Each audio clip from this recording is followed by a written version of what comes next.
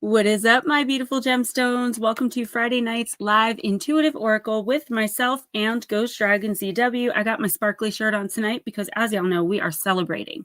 Thank you guys so much for showing up, for hanging out. Blue, thank you so much. She said, donate, people. It's her birthday.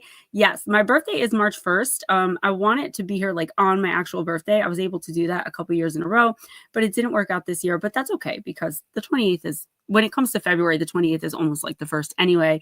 Thank you to everyone who already has donated. If you can't donate, that's okay. I don't want anyone to feel bad. Like, people have been texting me like, I'm so sorry. Like, guys, it's fine. Okay. Like, it's fine. If you can, amazing. If you can't, let's just have a great night. I want to say hi to everyone. I have a quick acknowledgement I have to make, and then we can just move on with the stream and have a great night. You guys have been so incredible, such support. As most of you know, I did take off this entire week. I was just really sick. I had no voice. And I was like, if I work every day and strain my voice, then Friday night, I'm not going to have a voice. So I did not really do much. I did a couple of TikToks, a couple YouTube shorts, very basic stuff, no makeup, no wigs. I was hurting this week, guys. So, and it started last week actually in stream, which is, it like always seems to start stream night. And then after stream, I feel so much better. I'm like, I'm going to be fine. So if I'm a little nose blowy still, I do apologize. I got my little concealer brush so I don't get red, like that offensive red.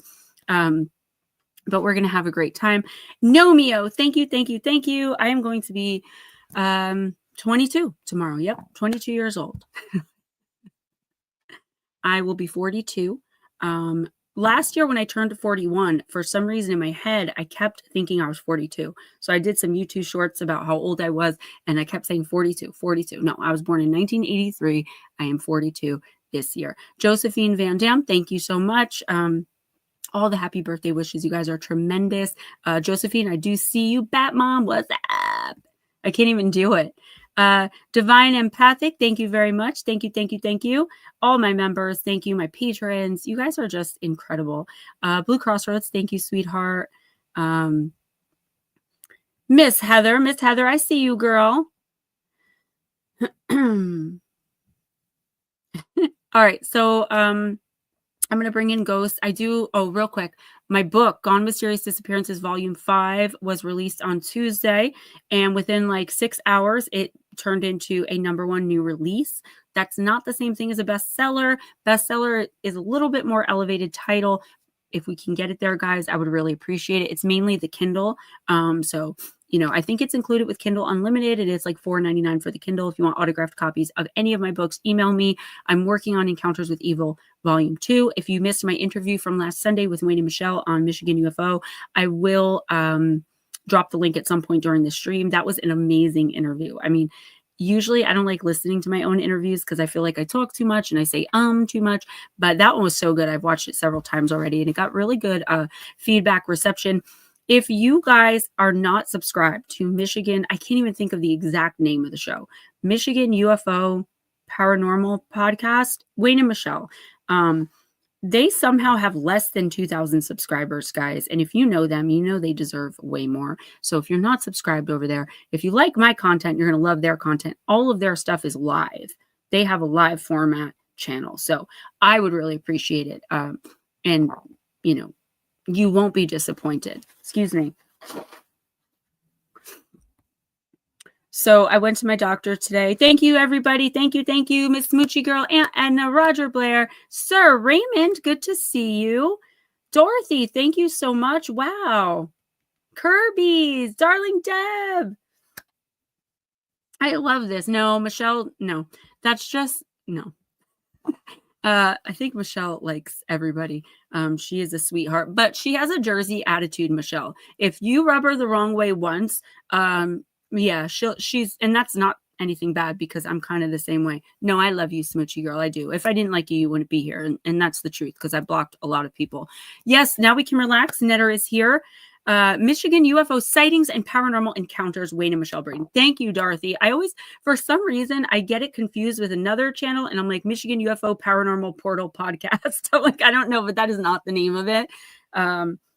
So yeah, I had my doctor today and I do a monthly subscription service. And Deirdre, she comes in every once in a while. Deirdre M is one of the people who purchases this box.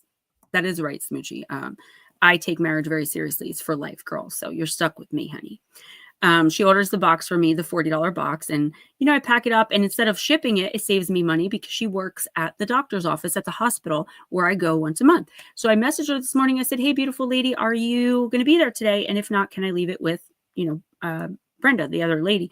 She's like, well, I would, but I was wearing high heels walking down my stairs and I fell and broke both of my wrists. And I'm now in the hospital. I had to have emergency surgery. So prayers for Deirdre Montez, please. I really would appreciate it.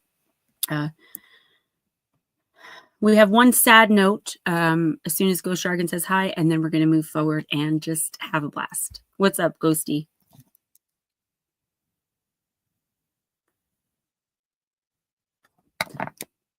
Thank you, Miss Dorothy.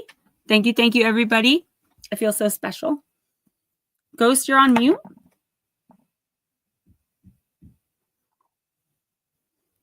I'm always on mute. I'm used to it. Starts already. Me anyway, so what difference does it make? Hello, everybody. How y'all doing? So one thing that I want to mention, thank you, Chris. Thanks, Jarvis. You guys are so amazing. I'm going to be saying thank you all night, but I'm humbled because the response and just like the text, the emails, the love really means a lot to me. When I was a little girl living with a drug addicted parent, we didn't celebrate my birthday after I turned like 10. And then I was in the abusive relationships. They really didn't get celebrated. So it's a big deal for me in my old age that to be acknowledged on my birthday. And you guys make it like so much more than it's ever been. And I don't want to cry my makeup off because I wore extra for my birthday party here. But I do appreciate it very much. It comes from a very insecure, emotional place. But I do definitely appreciate it. Now, speaking of crying, real quick, we're going to get this out of the way, but I have to do it. Thank you, Netter. Last year, I don't know if you guys know, the Paranormal Chop Shop, how close Sunny and I actually were. We spoke weekly, usually on the phone, even though I hate talking on the phone. He would just call and he'd be like, please answer. I just want to ask you a quick question. And then he would keep me on the phone, but he would be really funny and he would be just a really good friend to me. We sent each other Christmas cards. I adored his wife. I would give him marriage advice somehow. And we were planning a trip for either him and his wife to come to like Atlantic City or for like me to go there. And then on my birthday last year, Sunny did suddenly pass away, as most of you know. It didn't happen on the 20th of February. I believe it happened on March 1st. If I'm wrong about that, I apologize. But I do remember saying to myself, it figures he passed on my birthday. So I just wanted to acknowledge Sunny from the Paranormal Chop Shop. He is here with us and ready to get down and celebrate. But just keep him in your thoughts tonight, guys, because he was a really good man. And that was a major loss to the community. Yeah. Sunny was just that guy. Like he spoke to everybody. He was so open and friendly. And the thing was, he loved cars and he always was repairing a car, the chop shop. And my little guy was very interested in that. So sometimes he would just call, I'd put the video up and RJ would just watch him fix the car for like an hour. And he didn't care. Like he would be like, yeah, whatever. I'm like, he's bored. He was a good dude. And, I hated to see him go. So I just wanted to do that acknowledgement. Now let's move on and let's have some freaking fun. All right. Because you only turn 22 once. Happy birthday. Thank you. All right. Let's do it. Who's first? Well, Josephine, are you here? You need to say something if you're here, Josephine. Yeah. Josephine, let us know you're still here, please. We're going to go ahead and do Chris first. Blue Crossroad. Okay. I saw Chris's name on the thing and popped up. And that's okay. Blue Crossroad. So thank you, Mark Holstead, my loyal subject. Sunny gave me keys to his StreamYard, meaning I can go on and stream on the Chop Shop if I wanted to. I don't know why I would ever have wanted to do that, but he's like, hey, if you ever want to go on my channel, like bring me in some views. I had keys for it. I stopped going on because it started getting very strange towards the end there. And he even said he backed out of his own streams a lot of the time because people were taking their clothes off and like he wanted to be taken more seriously.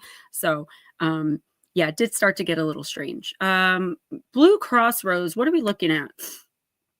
Let's do the Alice in Wonderland Oracle. Dorothy, it's good to see you. Anybody who's in here who does All right. 23, Jarvis. All right. You had to call me out on that 1 year. Yeah, right. My oldest son is 25.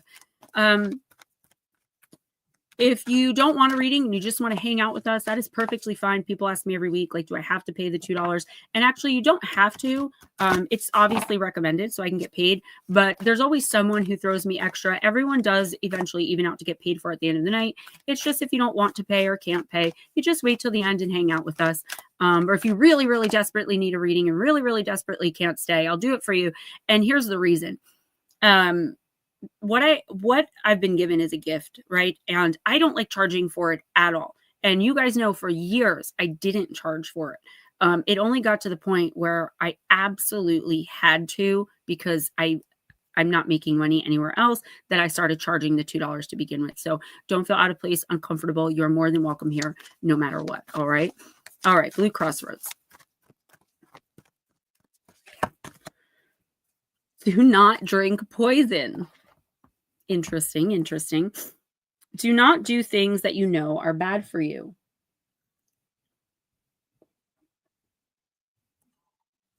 Oh, Dorothy, thank you so much. I really do appreciate it. I haven't seen you in so long. It's just so good to have you guys. I look forward to this every week. If anyone donated through PayPal or Cash App, just be sure to let me know. I don't ever want it to be about that. So I just need you guys Dorothy to know donated. She threw her 2 in. So yeah, I saw. All right. Blue Crossroads. If you drink much from a bottle marked poison, it's almost certain to disagree with you sooner or later. You deserve to treat yourself well. You deserve to inhibit what is not good for you. Dorothy, thank you so much. Yes, you got it. You do not need to try what is bad for you to know that it's bad for you. So when this card comes, Wonderland is advising you to no longer do what's not in your best interest. You have a habit or two that you would do well to let go of. You have people in your life that you keep giving time and space to, despite knowing you will suffer afterwards, that you will again be upset and disturbed by their harshness, their unkindness. Poison does not only come in bottles. It comes in the form of others who hurt us deliberately or even without their own knowledge. It can simply be that they're not for you and you're not for them. Poison comes in the form of words that hurt and harm, which fall from your lips or which are spoken about you by others. There are situations you know may hurt or endanger you. There are substances which could be toxic for you, and you do not need to have them in your life anymore. When this card comes to you, it's time to eradicate that which can poison you at last. It's not cruel to refuse to hurt yourself, Blue. You will be astonished at the energy you will have once you remove these toxins from your life. So the divination: avoid toxic situations, people, or relationships. So before I continue, I'm sorry, guys, that's going to be something I'm doing all night. I'm trying to wait to the very last minute. It is not, I don't see it as something you're ingesting.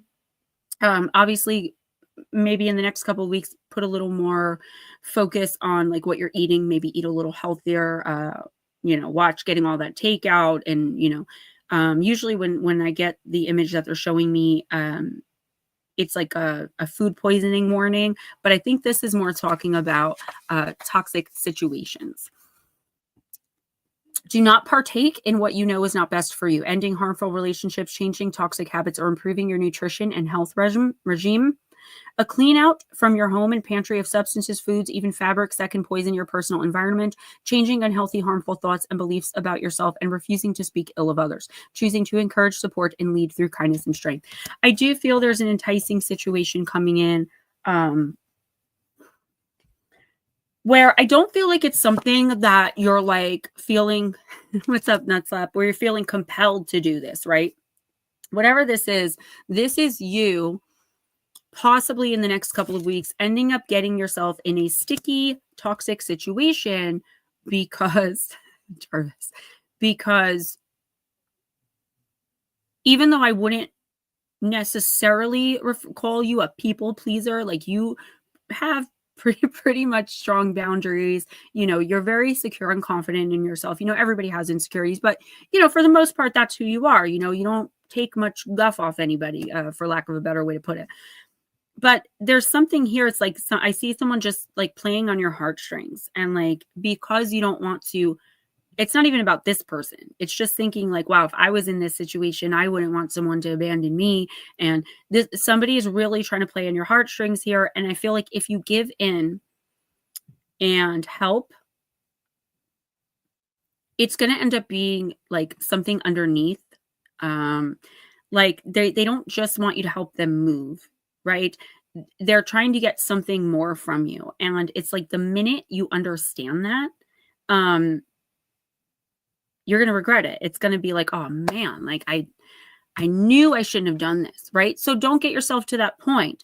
If somebody, thank you, Cowie. If somebody says like, you know, you're my only hope. You're my only, and like you already know this person's maybe a little toxic. Maybe you have a toxic past with them, or maybe you've never met this person before, but you know, you feel a heart for them. Please don't give in to those feelings. I feel like this person is in it for more. I am getting like a romantic interest here. Like somebody is like romantically interested in you, and therefore they're trying to be the damsel in distress, like save me. You're making it very clear because you are in a relationship now. Or you know what I mean. We'll talk about that privately. Sorry. I didn't I wasn't supposed to say anything.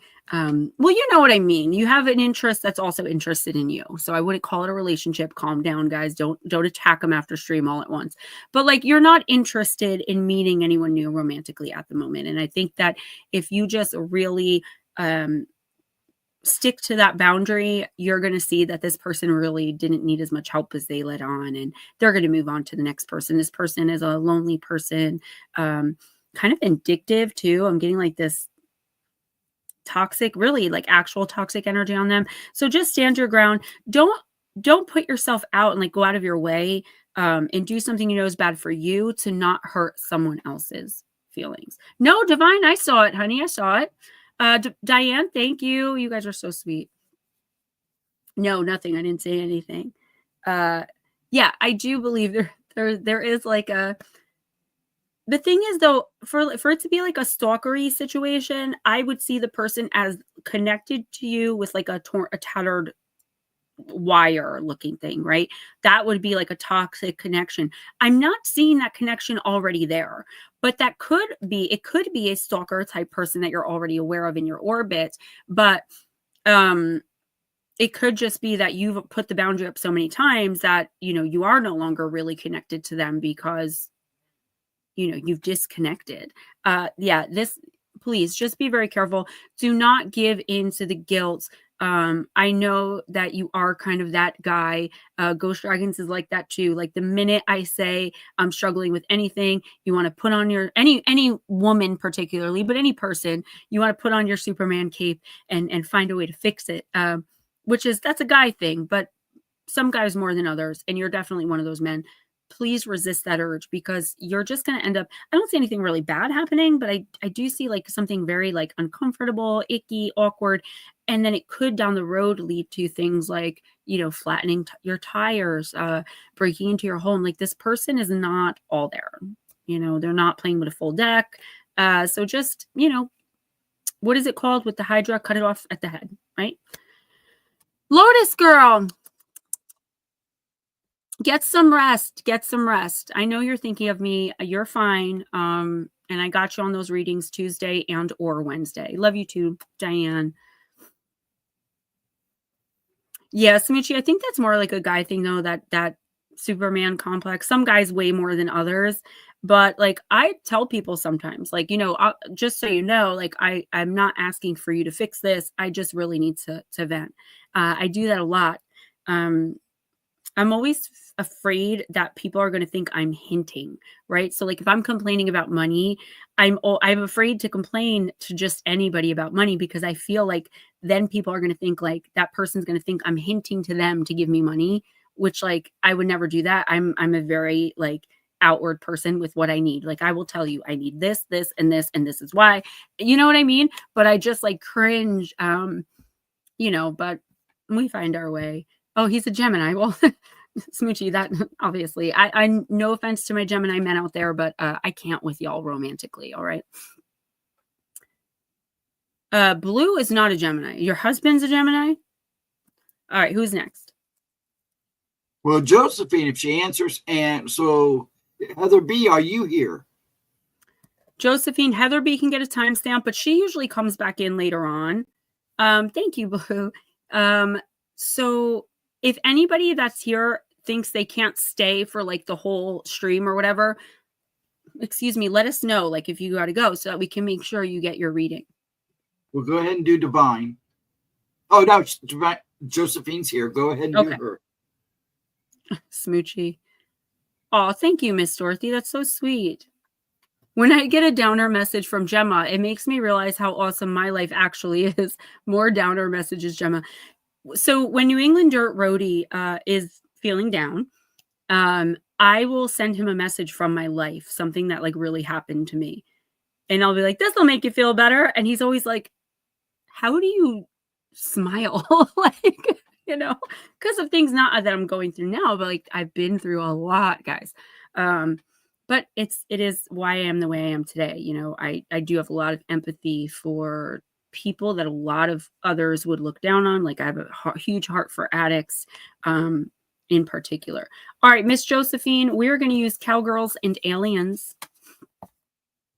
I've just never had any luck with them, Batmom, but I am a Pisces sun and a Libra moon. So to be with a Gemini sun, regardless of anything else in their chart, unless they've got like a lot of water in their chart, I would say I'm just not, you know. Leo women, a lot of my best friends are Leo women or Aries women. But Leo men, I used to think it's because I found them obnoxious, but hear me out. It's not that I find them obnoxious. It's because they always end up stealing the spotlight away from me. So I don't like dating Leo men. I have to be the center of attention. Oh, Miss Josephine, you got it is Josephine, right? You got the telepath.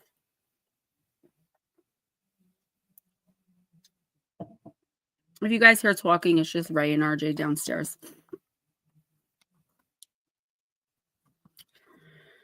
All right.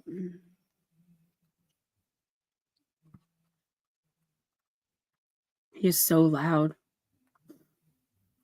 Guys, I'm sorry. I did not, like, I literally could not get out of bed to work this week. So there is no video for Monday. What I am going to do, though, it's not going to premiere because I can't get it to premiere.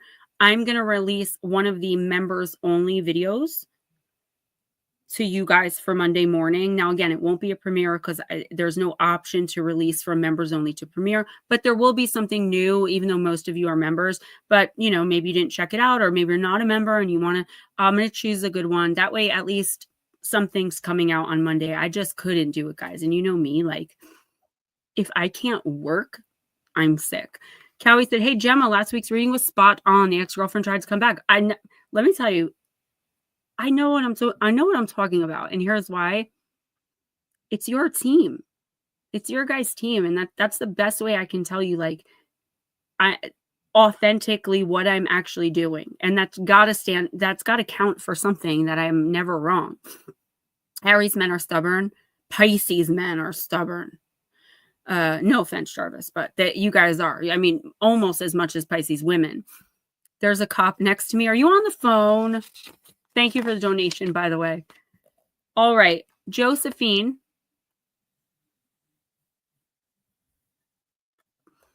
She sits serenely in the spaceship's main viewport, her eyes closed. Radiating from her is an otherworldly quality.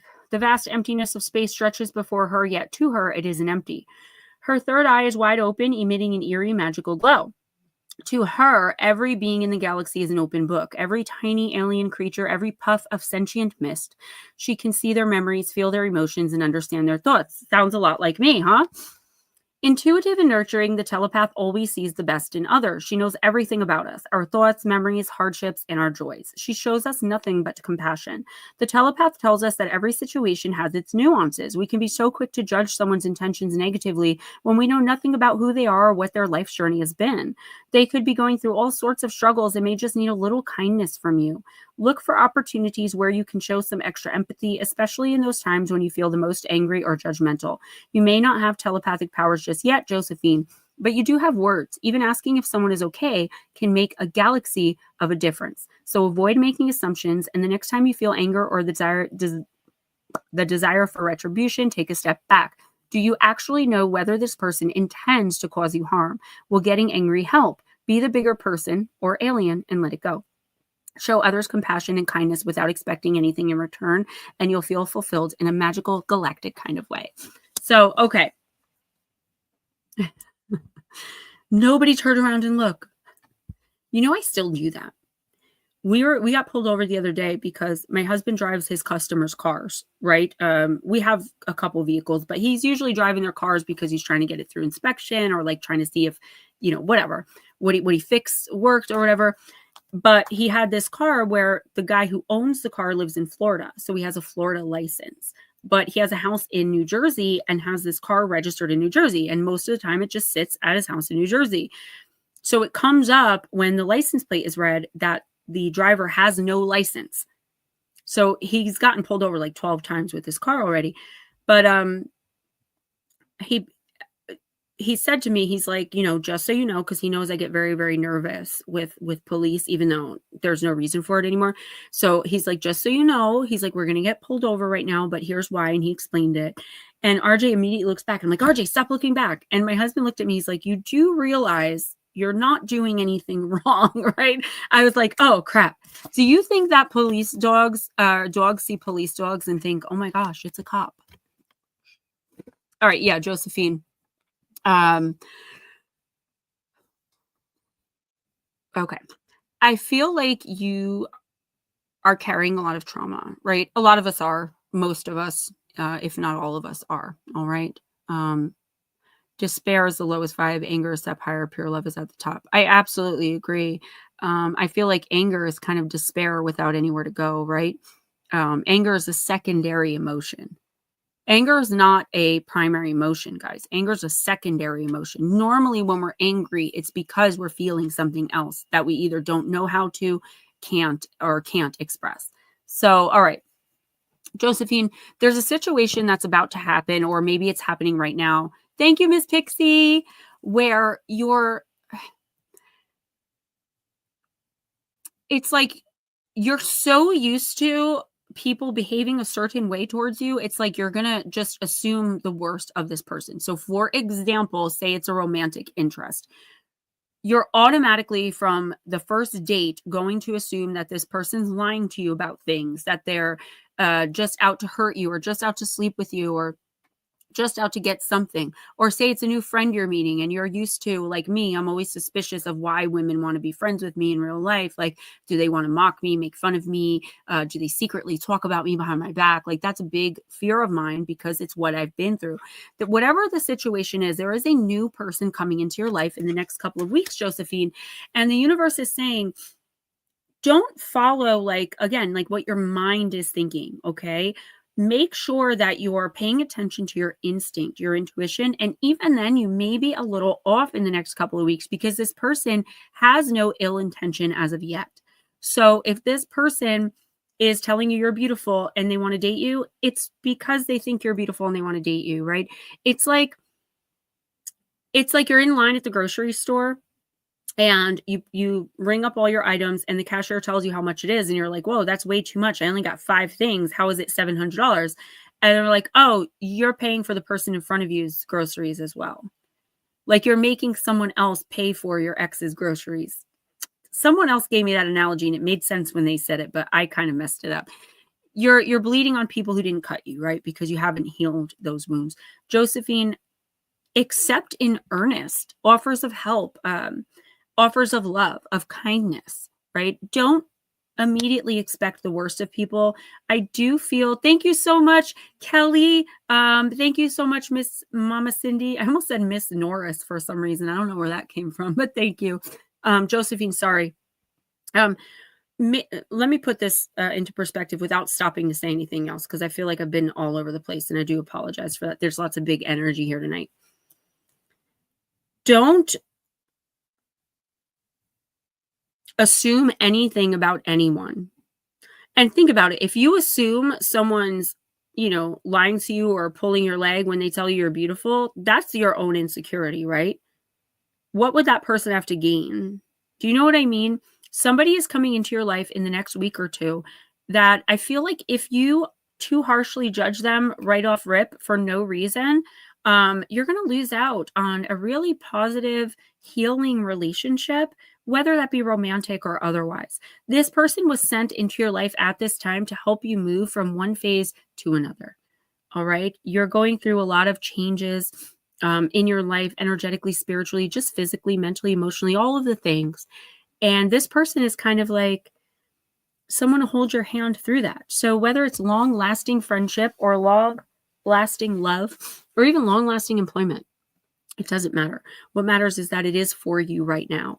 But if you immediately are suspicious of this person and their motives, then you're never going to open up enough to be able to give them a chance. And I think that's going to be a really bad thing. So open up, listen to your, I'm going to say your intuition. It may be a little bit off, but I feel like between your heart, your mind, and your instinct, you're going to be able to understand that, wow, this person is genuine. This person genuinely, wants to do whatever they're offering to do, or just be in your life. Everyone deserves someone like this, Josephine. It doesn't mean you have to, with open arms, sorry, I'm trying to let him know to shut up, with open arms, be like, yes, move into my house. But like, you can open up a little bit and let your guard down. Okay. We got Heather on hold. Do divine, then we'll do Bat Mom since she slid her tip in.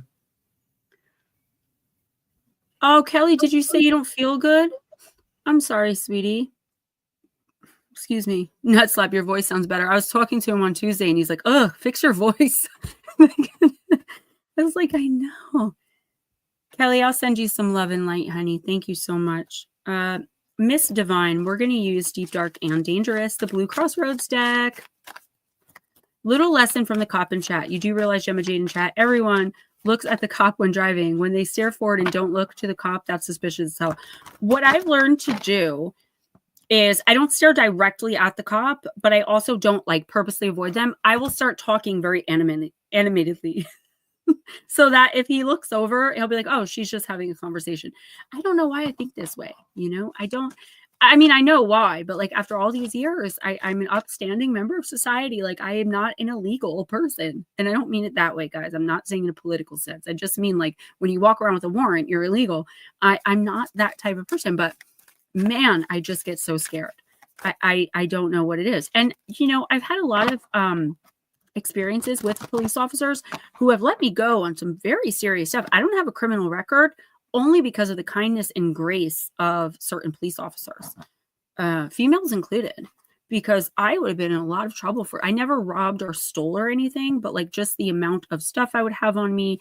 The most I ever got was prowling public places with intent. And I was able to get that expunged after 8 years. 8 years? Or no, I am able to get that expunged now because I haven't gotten in trouble in 6 years. But all of these teeny little charges would have piled up had they not let me go. Oh my God, Kelly, you've got to call the ambulance or something. Divine, you know what? I don't really have anything that I really, really want. I told everyone to just donate financially if they can, and if you can't or not, there's stuff on my Amazon wish list that ranges from $5 to whatever. So honestly, having you guys here, and I don't mean this I know everyone says this, but it is a big deal for me to have you guys here and paying attention to me and being so genuinely kind. But other than that, no. Oh, I thought you meant right now you were bleeding. I'm like, what are you doing in chat? Oh my God. So Cowie, in my experience, no. But my stepfather was an officer for many, many years in Patterson. So where I would have gotten in trouble, I would just mention his name and usually he'd get me out of it. But beyond that, when that stopped working, or he hadn't been in the force so long that people didn't know him. I'd say I'd had a lot more good experiences a lot more positive experiences than negative. Now I know a lot of people who have had in certain towns like Clifton, you do not want to get pulled over in Clifton. But believe it or not, like Patterson, they were always pretty easy on me. I did get pulled over for driving while white a lot of the time. Walking down the street, they would pull me over, like, what are you doing in this neighborhood? But if you ever even looked up Patterson, you would see why. But I think if I had interactions with police officers 10 times in, even just in my addiction, I got in trouble once. Am I in addiction? I hope so.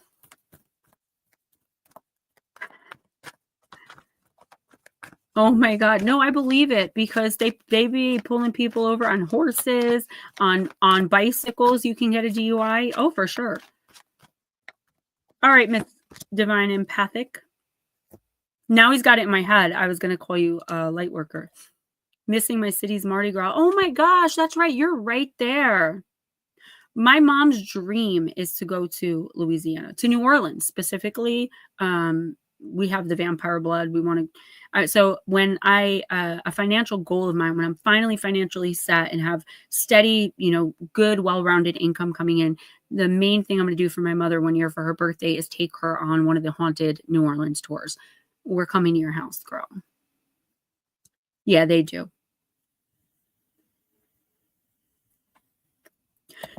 Blue, right? Okay, you got AOC, not AOC. AOC. Actually, it's AOC. Card number 41, dangerous.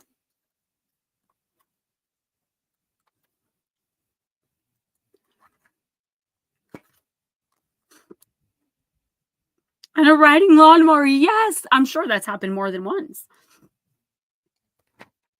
41, not 14. Divine, respect the land, and especially the land you live upon. Find comfort and joy in the changing of the seasons and the green places you come in contact with. Protect and defend Mother Earth. Before you attack someone, make sure you have all sides of the story.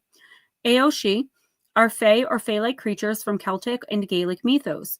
Most likely, they are the ancestors of the Tuatha De Danann, an ancient Celtic mythical race of deities, or the people of the goddess Dan, who are mentioned in the complex world of Irish mythos.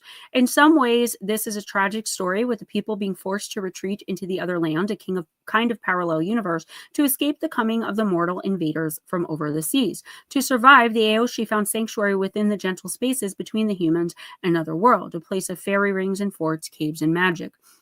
As these folks are living within the layers of the land and between worlds, they too are incredibly protective of their homes and the biomes in which they live. Trees, meadows, a mound, a certain rock or loch, a spring, a small hill, or a particular tree could indeed be theirs, and to destroy or damage the area could be detrimental to the human who does so. Should someone cut down a tree that's theirs, or, say, leave a cart on a certain area of fragile moss, the Aoshi may enact revenge, or at least move the cart somewhere else. Revenge can mean something as simple as losing an object precious to you, to having your home burnt down, your cow's milk dry up, or your family nap kid. The latter also could involve them swapping your human child out for a changeling, and you never getting to know your human child. You never getting your human child back for your wrongdoing. The best idea is to live harmoniously with the Aoshi and be mindful of how and where you tread. Being in simpatico with nature and respectful of all things is a good way to get yourself I'm going so fast, sorry. A good way to not get yourself into any trouble, accidental or otherwise. Even being respectful as to how you refer to them helps. For example, calling them the good people or fair folk. It's important to leave little gifts and offerings, foods, honeys, flowers, cream, or precious stones out for the good people as a sign of respect at dawn and dusk, as these are the transitional times when you are more likely to encounter them. The festivals of Midsummer, Beltane, and Samhain were special times for the Aoshi, and they were times of profound change and magic for both humans and fairies. We know that by respecting and connecting with the good people, many places in Ireland were never harmed, deforested, or paved over because of the myth of the Aoshi and the mindset that came with trying to live in harmony with them.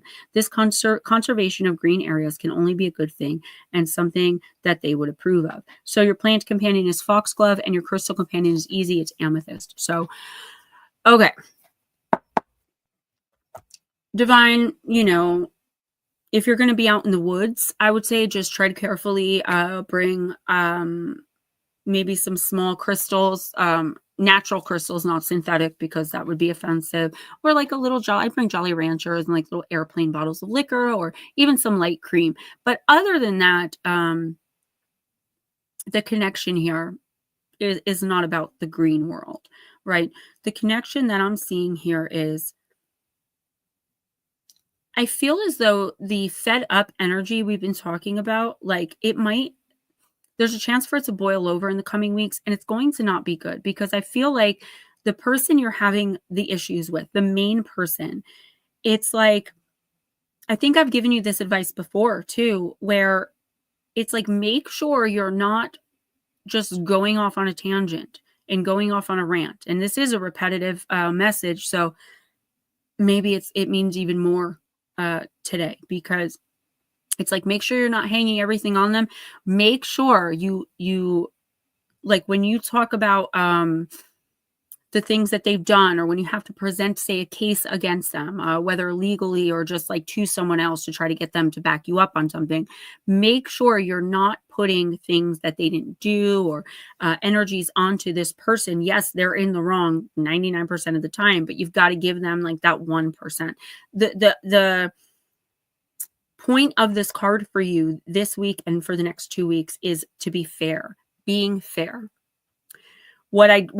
I'm saying but what your team is showing me, they don't want you to do, like, behave fairly, yes, but this is not a give and take. This is not like, okay, this person, say it's a he's trying his best, so therefore, he should be rewarded for that. No, we're not rewarding bare minimum. You can be fair, but on your terms. Maybe fair is, I don't even know. Like, fair to you is not going to be fair to this person. So say it's like a relationship in something with your daughter, because that's the best example I can think of. Fair to you would be an extra 5 minutes on the phone. Fair to this person is, I get her for an extra night. This person is taking baby steps, and I do think it is genuine most of the time, the actions they're taking, but that doesn't mean that you have to toss away all of the other times of disappointment, let down, and be like, well, he's trying now. Well, that's good. He needs to keep constantly, consistently, and continuously trying to prove himself, not only to you, but to some other people involved here. So whether it's legal people, or maybe, I know for me, like, I've asked my mom in the past to like step in and like enforce my boundaries for me with my ex-husband, because I was not able to do it at that time. This is looking at things through a diplomatic lens, but letting the scales tip more on your side, because you've been the one doing the right thing. This person is like trying to breadcrumb to like get extra benefits somewhere. I also want to say, and I don't know, this is kind of like a side note, so this is like, it may or may not happen. This person may try to get romantic with you. It's kind of corny the way I'm seeing it. Like, they're trying to like woo you, like, well, don't, if you want to be with me, then we don't even have to go through any of this, right? This person is very, very self-serving. And I feel like this person's going to come off as being very genuine in the next couple of weeks. And again, while a lot of the actions they're taking and things they're saying are genuine now, they're a very disingenuous person. So just be on your guard.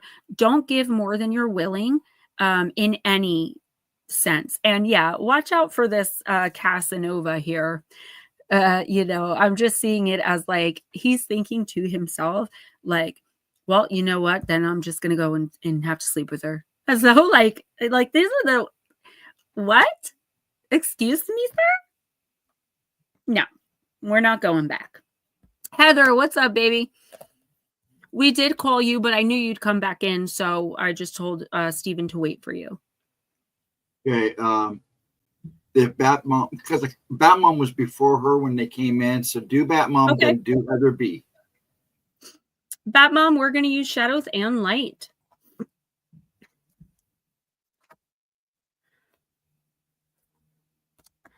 Good. I'm glad that makes sense, because it got a little tricky there, because it's like there is the spirit of being genuine here, but it might be too little too late at this point. And you have to question the motive of why are they suddenly being genuine? Because they want you to say, oh, you know what? You're doing enough. We don't need to go through with any of it. Like, don't do that, because the minute you let that guard down, they're going to go right back to the same BS. This person is just not equipped. Like, they are not equipped to, it's like they think they're so, I don't know, like, I don't know this person, but the energy I'm seeing is like, they just are a know-it-all. Like they think they're the smartest person in the room all the time. And, you know, as RJ would call it, the way they're behaving in this situation, at least, they're a low IQ person. RJ will be like, this low IQ person was, I'm just like, RJ, don't say that about people. That's not nice, buddy. Okay, Miss Deb girl. Guys, don't forget, my friend Deirdre tripped on her high heels, fell down the stairs, and broke both her wrists. So she had to have emergency surgery. She comes in every once in a while from time to time at the end of the stream. I just would like to put some prayers out there for her, because she's in a lot of pain and doesn't really like to take pain medication. So thank you, Black Dragon. All right, Miss Batmom, you got Fairy of the Highlands. Wow, a lot of Fae in these readings already so far. I mean, I've only gotten through 3 because I'm doing nothing but yapping, but still. All right. Fairy of the Highlands, it's time to be brave, Batmom. As if you could be anything but.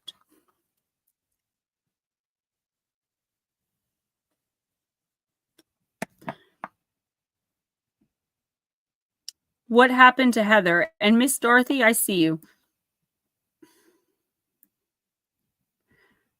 I'm sorry, I'm just trying to see.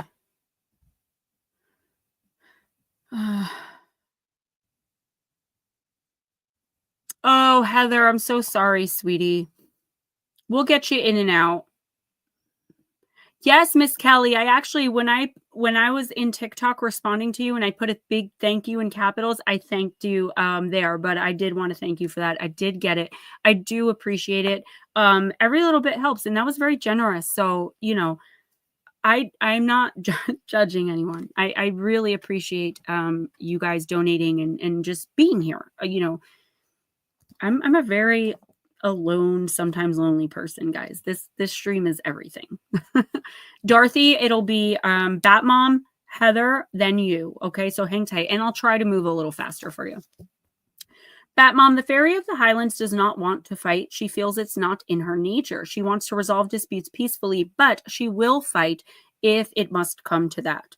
And she's showing you now too that you have the means to stand up for yourself, even though you have almost chronically avoided conflict and allowed others to take advantage of you, whether you realize it or not.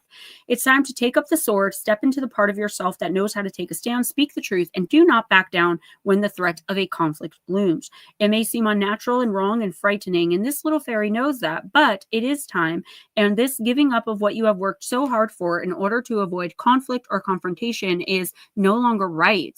Take the stand and hold up the sword. The Fairy of the Highlands will be there with you. And when the threat is over, she will help you celebrate your victory. The Fairy of the Highlands speaks. See this, my sword of power. I have long feared to use it, but now I must grow strong and take it up as you must as well. The thought of wielding it, of hurting anything or anyone makes me sad, but I know what has to be done, and I must learn to fight the good fight and stand up for what I believe in. Although I have been told I must not be aggressive, in fact, I must now take up my arms against this trouble and finish it for good. I am going into battle, and for that I feel sorrow, but I will be fearless and strong and do what has to be done. I may bathe my sword in tears, but I will no longer hold it back when the threat that approaches relies on my fear for its victory. I will no longer give away my power so easily. This time I will take back what's mine. Divination message: the time of truce is over. It's time to speak your truth and be strong. Batmom, people have been taking over your ground, wanting what you have worked so hard for, and without doing any of the work themselves. They have done so by taking advantage of your peaceful nature. But enough is enough. Sad as it is, it's time to make a change, to cut away the cords between you and those who have taken way too much, and now you will go into battle. Yes, it's sad. Yes, the Highland Fairy is sad for you. But do not allow sorrow and guilt to neglect self-protection. Honor yourself, raise your sword, and do not back down. Okay, so Batmom, I'm seeing 2 separate messages here. This is finally, excuse me, putting an end to a toxic relationship. I feel like at first when this person comes back around, or it doesn't have to be romantic. I'm not really getting a sense of what kind of relationship it is. But there's someone here who's like coming back in maybe to like make amends, but they're not actually there to make amends. They're there to see what they can get from you because you, according to them, have like low standards. You don't have any walls up. Carly, hey, thank you. Okay, tire stabbing. Not sure what that means, but it's like, for some reason, after all this person's done to you, you still kind of shudder to think about telling them, like, no, I don't want you here. Thank you, Black Dragon. Thank you. Or like, no, like, I'm not helping you with that. Like, there's a part of you that like is seeking validation and or approval from this person, and you don't even realize it. The universe and your team are like, how much more does this person have to take from you? How much lower does this person have to push you, right? Because without this person around, you seem to do pretty well, you know, on the surface, at least, you know, I just feel like they're coming back in because they have nothing better to do than come in and stir up poop in your life because they have nothing else going on. I said poop. And they don't, it's like when they see you no longer struggling, even if you are struggling, like you're good at not showing it, they're like, oh, she's not thinking about me anymore. Okay. And they come back in and just, please don't let that happen in the next couple of weeks. Now, I also see you finally really putting your foot down in some area of something. So this is finally telling your boss, I want a raise, or I'm giving you 2 weeks notice, and not worrying about what's going to happen in the 2 weeks if you don't get it, and just letting the universe, like, this would be for me, like back when I was using, this would be like me finally taking that stand and saying, I'm not using anymore. Like, I've had enough, and following through. This is that type of energy. I'm not saying you're using or that's what it is, but that's kind of what they're showing me. So for me, that's like, you are taking a stand, you're drawing your line in the sand, and you're not allowing anyone to cross it, and you're not allowing anyone to pull you over that line. Okay. Stop worrying about hurting the feelings of others who have repeatedly, constantly, consistently, and continuously, knowingly and purposefully hurt you many, many times. It is okay to say no. It is okay to have standards, and it is okay to enforce the boundaries we set. Bat Mom, you are way stronger than you give yourself credit for. I'm not talking about physical strength. Okay. I'm talking about this weakness of yours to not want to make anyone feel bad. Right? Because then this person's going to come back and be like, oh, now you think you're better than me? Nobody's better or worse than anyone else, but you are vibrating higher. All right. Standing up for getting paid for your work. Yeah, there's a situation, like I said, aside from this person, where you are going to hit a point in the next 2 weeks where you're just done. And the universe is saying, don't worry about that. Do that. Stand your ground there and let whatever happens, happen with as little bit of worrying as possible. Now, obviously, if you, God forbid, lose your job, like, you're going to be worried, but try to be like, nope, it's okay. The universe got me. This was meant to happen. Do you know what I'm saying? Think as positively as you possibly can in the next 2 weeks. You're going to be perfectly fine. I want you to hear my voice in the back of your head when this person comes sniffing around again. Okay? You do not owe them anything. And you have every right to tell them you don't want them around. You don't want them in your life. You will not be helping them, giving them anything, giving in to them. And you'll call the cops if you have to. Point blank, period. And then follow through if necessary. All right. We have Heather B, and then we're going to do Miss Dorothy. So, Heather, I'm going to use Moonology.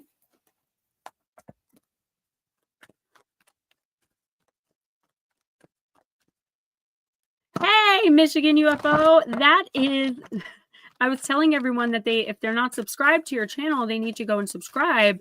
But I can never remember the full name.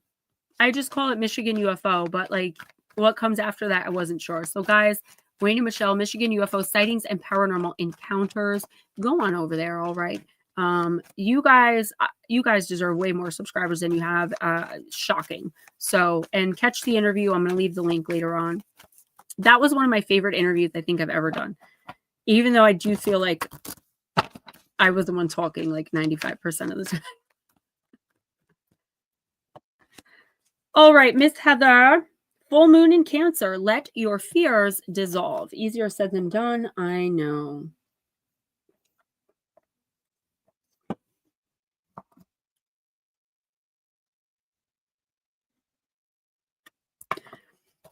All right. I love when I turn right to it. All right, Miss Heather, fear and neediness may now be at play. Fear is debilitating while neediness isn't usually very attractive. Acting out of fear is a risky response, so if you dwell on your insecurities, what you'll manifest is an extension of those insecurities. The reason why we should face our fears is that in doing so, they often simply do dissolve. If we don't face them, they can influence us to act in ways we otherwise wouldn't, which means we can end up manifesting the very thing we were hoping to avoid in the first place. To see off the fear that's in you, face it right now. Heather, find a balance between Cancer's oversensitivity and Capricorn's coolness. Facing your fears and working out where they came from will point you in the right direction and get you into the right mindset. Your manifestation affirmation for the next 2 weeks: I completely love and accept myself as I am. So I do feel, much easier said than done, girl. I get it. But I do feel like there's one area in your life, okay, where you, it's like you want to take a risk, you want to take a chance, or you want to take something further. So this is like, furthering your education, or like to put it in terms of like me to relate it to my life, it would be like going on like Coast to Coast AM, like one of the biggest paranormal radio shows in the world, right? And meeting my idol, George Norrie. Like I want to reach out and try to do that, but it terrifies me. Like, who am I, right? Like, who am I to be doing that? That I bring that up because that's the type of energy I'm getting from you. For once, this is about you, right? The universe is saying, like, try your very best to come from a mindset of abundance and not one of lack. So what that means is, instead of thinking like, why would this person give me that opportunity? Or who am I to request to go on a show like that? Or, with 1,000 other people up for this job, why would they choose me? This is coming from a mindset of, I've got this job. Like really thinking kind of overly positive, in the positive direction, and seeing how even if whatever it is doesn't happen, like even if you don't get the job or you don't get the interview or whatever it is, you're going to see how much more positive your mindset is in general going forward, and you'll pull in the right situation for you. Now, a lot of this has to do with someone in your life who is constantly unsupportive. Surprise, right? We have an empath dealing with a narcissist. This person is the type of person that would say to you, like, who do you think you are? I have someone always tell me, like, who are you to be giving these people advice? Or like, why would anyone pay you for a reading? Completely discrediting everything I've worked for in the last almost 5 years, right? I know their game, but if you're new to this, and you're, it could be hard to not let that really like infest your brain and like eat at you, because then you start thinking, that person's right. Who am I? Like, wow, and then, you get smaller and smaller in your mind. And that's exactly what that person's intending to do. So get that under control the best you can. Say to yourself, they don't know what they're talking about. They have no idea how hard I work. Even if you live with the person, if the person's a narcissist and you're an empath, they probably have no idea what's even going on with you. They just pick the surface things to pick at and make you feel bad about. Go into it really, really thinking, I got this. If that mindset starts to slip, just keep saying it over and over again. Be specific, right? I got this job. Walk into the job interview or whatever it is as though you've already been hired and this is your second interview. Putting that confidence out into the world really does make a difference. I don't believe in immediate, positive thinking manifestation, because our conscious mind isn't the only thing that makes up our vibration, and we have to raise our vibration to a certain point for manifesting abilities. But it is a big chunk of it, Heather. If you can get yourself in that positive focus mindset, even just for this one thing, okay? So, even if it's just for this one thing, you will see how your mindset goes from, not good enough, not ready, something's wrong, something's missing, to like, well, that didn't work out, but on to the next one. Like this positive go, go, go attitude. And the universe is looking for that. You're going to have a really big opportunity coming in some area of your life. You've been putting a lot of hard work, dedication, effort, and energy into something. So whether it's like your education or escaping a toxic relationship or reconnecting with a loved one, like there's something here that you've really been so like really, really hard working towards. In the next, I'd say 2 weeks to 4 months, whether it's the opportunity we're talking about here now or one that comes after that, it is coming in for you, but only if you feel yourself start to slip, like, oh, I can't do this, immediately just change it. Just force yourself. Even if you say afterwards you lying to yourself, have that conversation. It sounds stupid, but I'm telling you, no, I'm not lying to myself. I got this. Okay. Telling you. Heather, something big is coming for you. I can't wait to keep reading, like going forward for you. Dorothy says, oh my God, Gemma, speaking out so many people's experience in this field. I know the feeling. Yeah. The collective really does become a collective. All right, Miss Dorothy, you're welcome, Miss Heather, and thank you. I am going to use the Angels and Ancestors deck. What is Ghost Dragons doing? I hope he's okay.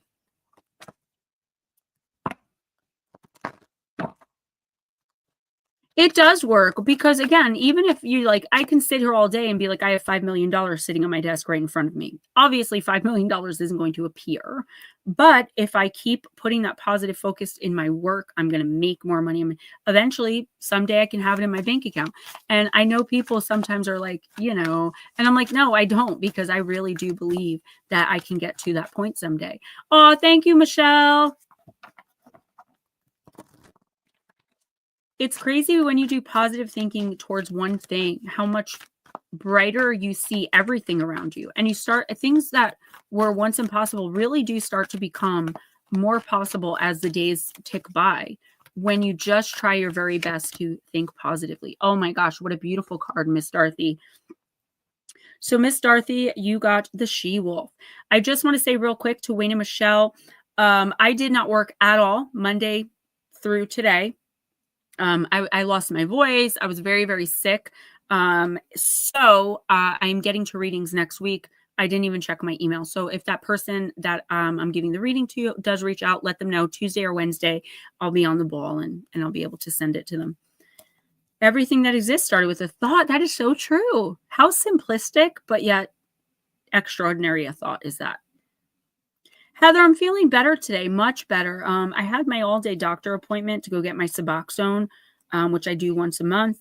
So I still wasn't able to work today, but I still have a little yuckiness with my voice, and my nose is a little congested still, but way better than I've been feeling the past few days. And nothing was making me miss this stream tonight, and nothing was making me miss my birthday dinner with my friends tomorrow. So I'm good.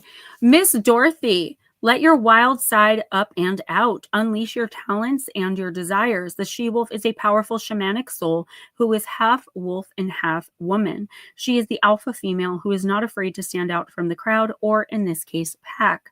She is wild, unfiltered, and unfettered. She encourages you not to be trapped by the limiting factors of weaker members of the pack or those who are trying to hunt you down because you have gifts they either don't like or don't understand. She represents the energy of the wilderness and the unknown and encourages you to be free and unchained and go beyond boundaries. Release the animal energy within and track down what you need to do to express your true self. You are being rewilded at this time, Dorothy, guided to reconnect with your rebellious heart, the part of you that likes to break boundaries and go beyond them completely. If you've been holding back on your hopes and dreams, you're being encouraged to chase after them now. Let the wolf energy within you help you track down what direction you want to go in, and don't let any traps or hunters get in the way of your freedom or your growth. The life you want is here. So, yeah, it sounds like a lot of, you got the she-wolf. A lot of us right now, females, in this stream and in this community, because there is this positive energy in the air, rebirth, renewal, rewilded. I do like that too. I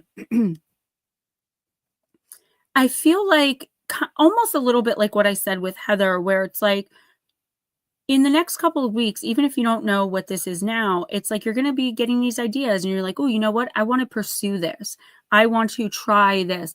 And it's not like anything serious. I don't see it like, you're going to go for a law degree, a whole new career, but you may want to try, a yoga class or painting as a hobby. I'm just pulling out wild ideas. Maybe you want to go bungee jumping. Maybe you want to go hiking. It's like, it's a little bit, I think that people are going to look at whatever this is or whatever these things are, could be more than one thing you want to do, as like out of character. Like that's not Dorothy. They don't know that. I feel like these are things that you maybe always wanted to do at least a little bit. And for some reason, the energy of adventure is, within and around you in the next couple of weeks. Now, you may have physical limitations, so take this as it resonates, whether you do or don't. There's something here that I feel like people are going to kind of give you a hard time about. But guess what? If they're not paying for it and you're not asking them for anything, they have no say. All right? Don't let other people's fear and the fact that they didn't pursue a goal, a dream, a passion of their own stop you from pursuing yours. You're vibrating a lot higher from what I'm seeing than a lot of people you surround yourself with. So that doesn't mean you're better than these people, but it does mean you're more spiritually inclined and more spiritually elevated than a lot of the people around you, which is perfectly okay until something like this comes up where you're following your spirit, following your heart's desires, after spending your life giving, now you're like, you know what, I'm going to give a little to me. And like, people can't handle it. This is where you have to remember something I always say, mind over matter. Those who mind don't matter, and those who matter don't mind. So if someone's going to be upset with you because you can't babysit their kids because you plan to take yourself on a camping trip for the weekend, something you've always wanted to do, then maybe they shouldn't be in your life because they don't respect your boundaries and they don't appreciate you. This is also a good time in the coming month or two, Dorothy, to really start weeding out people who don't appreciate you. I think you have a lot of that in your life, unfortunately. Most of us do, being empaths, light workers, etc. I feel like you're going to get to the point very soon where you are starting to kind of take account. Like, I spent my whole life, for example, every time this person needed to borrow money, I gave it to them and they never paid me back. And now I'm $5 short for a prescription I really need. They've got $500 literally on them and they won't lend me the $5, right? Like those types of like very, very uneven relationships. And I feel like they're going to really start to matter a lot more than they ever did or than they have in a while in the next couple of weeks. What the universe is showing me, and this is something I see often, it's a chessboard. Think of your life as a chessboard, okay? Every single square on the chessboard has a piece on it, okay? There's not those spaces in the middle. It's clogged, right? You can't move a piece because there's nowhere for it to go. There are no empty spaces. The universe is saying, how can the universe, God, spirit, whatever, you believe in, move new people, experiences, situations, relationships, adventures in your life when there's nowhere for it to move? It can only work within the confines of that board. So it's up to you to start saying, okay, this person treats me like poop, gone. This person doesn't appreciate me, they've got to go. And really enforcing those boundaries. You don't have to be rude or uncouth. You don't have to be unkind. You can just say, I don't really want to hang out for a while, or this relationship just isn't going anywhere for me. There are ways to do this kindly. The person is not going to take it very well and probably going to snap on you. But you know what? I find ghosting a totally acceptable form of getting out of relationships. You don't owe anyone anything, including closure. Okay? Good. I do too, Miss Dorothy. The goodness of the universe and the people in it, for sure. I think that's something we kind of have to hold on to. You start to become jaded and very, I know for me, things go dark when I start thinking everyone around me is out to get me. Because I've been in situations where that was the case. But I have to remember now, I'm a grown woman. I can decide who I want to be around and who I don't want to be around.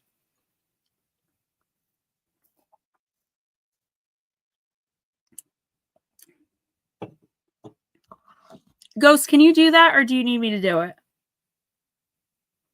I got it, and Edna's next. Thank you, sweetie. And then we're going to use the fairy tale oracle.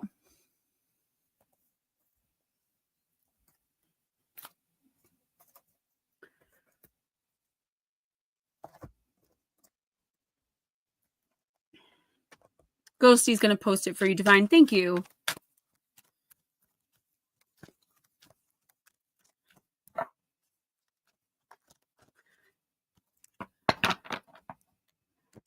Oh, Miss Dorothy, yes. And a lot that I'm still going through. It was crazy because I have to meet with a counselor for at least 5 minutes every month in order to get my medicine. And he brought something up to me today that I was not aware of. I'm like, I'm doing good. Like, I've emotionally detached from the narcissist in my life, even though like I can't really physically detach. They're a big part of my life right now. I just don't have the resources to do that. And, I'm an optimist. So I was saying, like, I don't seek validation. I speak only in facts. I never let them see to the best of my ability that they've hurt me. I try not to get that reactive abuse response where I'm like screaming and hollering. And my counselor's like, yeah, that's great. But thank you, baby dragon. You realize that every single time you can't share with this person, every single time you have to hold in how you feel, every single time they disappoint you, fail you, or let you down, you're being re-traumatized. He's like, Gemma, you are re-traumatized, meaning from like childhood and past trauma, several times a day, every day. I was like, I didn't think about it like that. But it was so true. First of all, that mug was very cute. I don't know if any of you are familiar with the crystal mug scandal that was happening on TikTok. So there are these beautiful crystal mugs. I ordered one myself, but Amazon lost my package and refunded me. They're like pure rose quartz, pure apatite, like they're beautiful, right? And the videos of them, the ads for them show you pouring coffee. And now, you can't drink out of certain crystals. They can become toxic, but I figured they would know which ones are toxic and which ones aren't. So they're like, yeah, these natural, pure, beautiful crystal mugs. And even on Amazon, that's how they're being described. But what's actually happening is they are plastic with a metal cup in the middle. There's nothing natural about the crystals. And it stinks because I remember when I was buying one for my friend Deirdre for her subscription box, I remember thinking, wow, this is something really special. Like, it's so unique. She's going to love this because she loves crystals like I do. And to be so disappointed when I saw that there's not a single real one that really exists. They're all fake. So Nutslap sent me one for my birthday. I told him I love it. It is a cute mug. I mean, I definitely am keeping it. But I'm certainly not what I'm sure you thought you had gotten me once I showed it to you. But I was grateful for it. I just told you about the scandal because I thought you'd think it was just as funny as I did. Yeah, very complex. And I've been going through that kind of stuff my entire life, right? But as I get older, I grow out of it. And I know that the universe will move for me very soon because I put my best foot forward as much as I can. I try really hard to help people and be kind in all matters. Obviously, I'm human. I do get angry and I do snap, but it's way less than I ever used to. And the difference now is that when that happens, I'm able to look and say, oh crap, I shouldn't have done that. And I'm able to be accountable and apologize. Even if this person never apologizes to me, it's always, well, I'm sorry you feel that way. Or I'm sorry, but, or I'm like, why are you not apologizing to me? Like you've literally hurt me. You know that you're hurting me. Well, you shouldn't be hurt about that anyway. So there's no point in like, so now you're telling me what I should and shouldn't feel. Right. But that's the refusal of accountability. And I just say, thank the Lord that I'm not there, that I'm at least up here. You're very welcome, Dorothy. And thank you for stopping in. I love that you're in here. And Edna, thank you for waiting patiently. You got the red shoes. It is the card of obsession. Is it saying my Amazon page can't be found? Edna, can you give me 1 second? There may be an issue with the link. Hold on.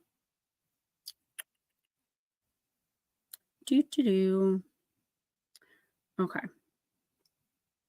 lists. That was the one I found. Off Amazon? You got it straight off Amazon? No, I took it right off of one of your. That's what I'm saying. That might be messed up. You know how I am. Invite to list. You only copy link. And then I'm going to have to fix that, though. Later on, let me know where you got that from so I can fix it. I just got it from one of the older videos. What is going on? Sorry, Anna. Just give me a second, please. I'm telling you, it's the cutest thing ever. Oops, I exit shut up. Sorry, Anna. Just give me a second, please. Oh, okay.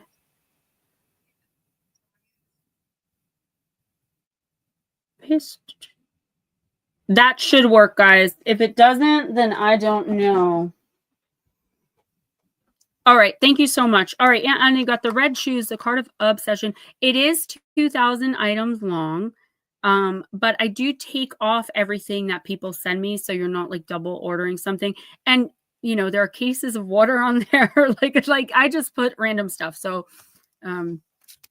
I probably either they changed the link since I put it in the description, because they do that every work. I just checked it. It's there. It worked. It works. Okay. I'm gonna have to go back and fix that though. Okay, Aunt Edna, she danced, and she was forced to dance through the gloomy night. The shoes carried her over stack and stone. She was torn till she bled. She danced over the heath till she came to a little house. Here she knew dwelt the executioner, and she tapped with her fingers at the window and said, come out, I cannot come in, for I am forced to dance. And the executioner said, thou dost not know who I am, I fancy. I strike bad people's heads off, and I hear that my axe rings.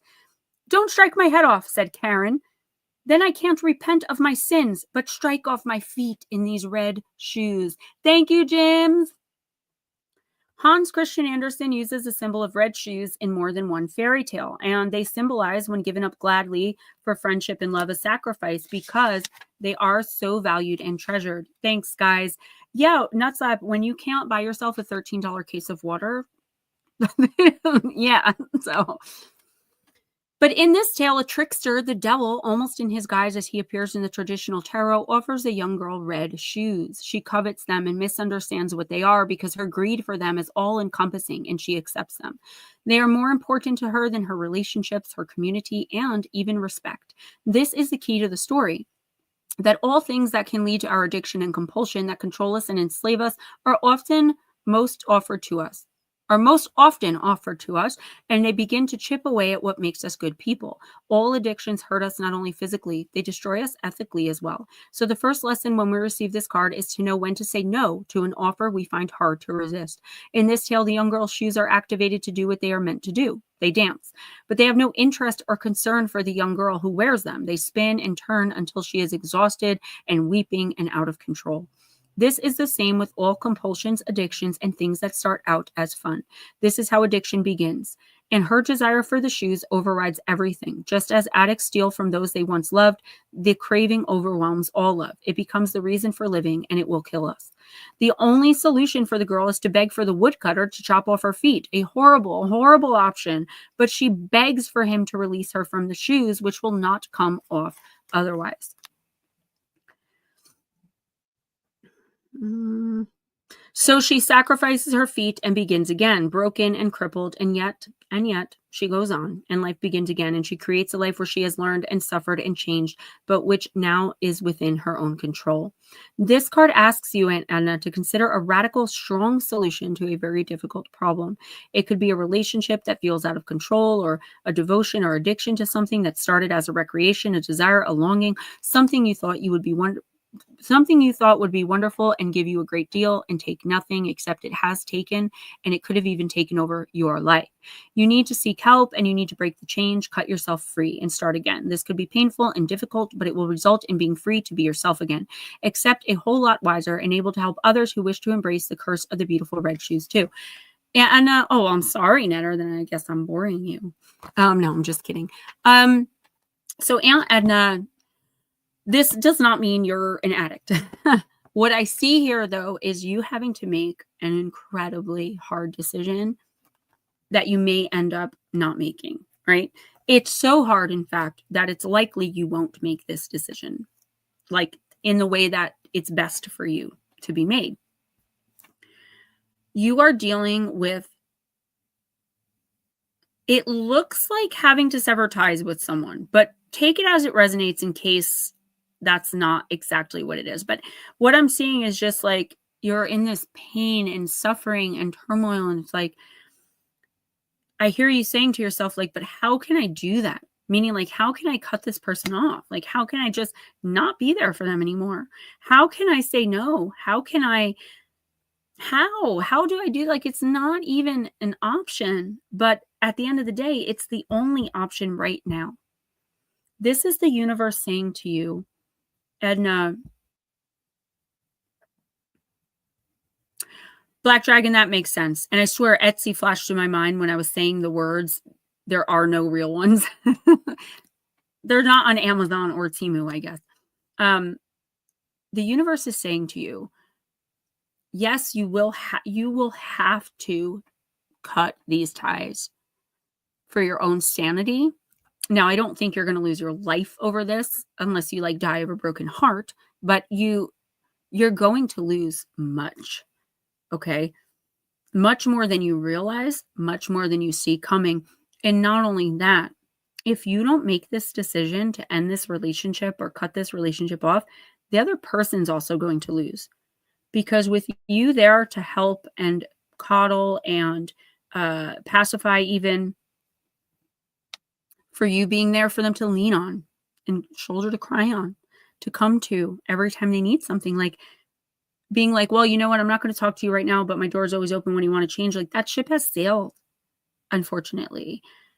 You're also enabling them in a way of like, they know they can always fall back on you. So the universe is saying you're also hurting them a great deal. This isn't to guilt or shame you. I see this as I think I know what this is now that they're showing it to me. What the universe is saying is you have to enforce this boundary right now.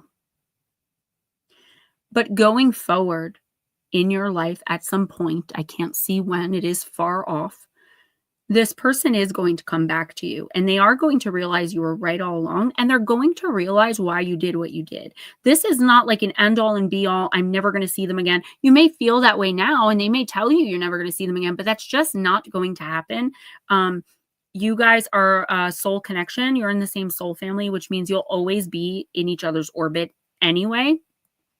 But if you don't enforce this boundary and soon,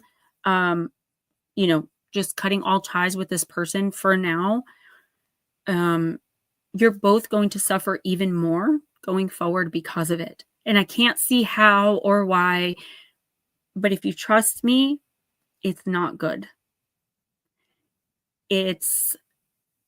You're both going to lose significantly in life in general if you guys stay connected as you are now.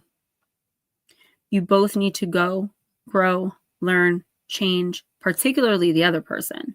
A lot of learning and growing to do. But she will come back to you. She will.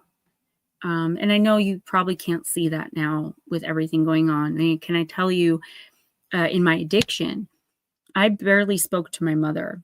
I would call her when I needed her to drop me off fast food, and I would go to my stepfather when I needed money. And it wasn't because my mother told me not to come around. It was because I was shamed. But even if my mother had told me not to come around right now, like there was a point actually where she did tell me I couldn't come by because she was raising my son. And I remember just resenting her and being like, I will never forgive her for this. But obviously I do. She raised my son and she had to protect him from my toxicity, right? So she will come to terms with that, and you guys will get back together again at some point in the future. But the sooner you let this go and really do this, Aunt Edna, and cry it out, make sure you have a strong, at least one person who can really pick up the burden of responsibility of the pain you're going to feel to like really be able to help you, all right, around when you do this. And make sure there's someone around who kind of is a little more removed from the situation so that they don't feel as bad as you're going to feel.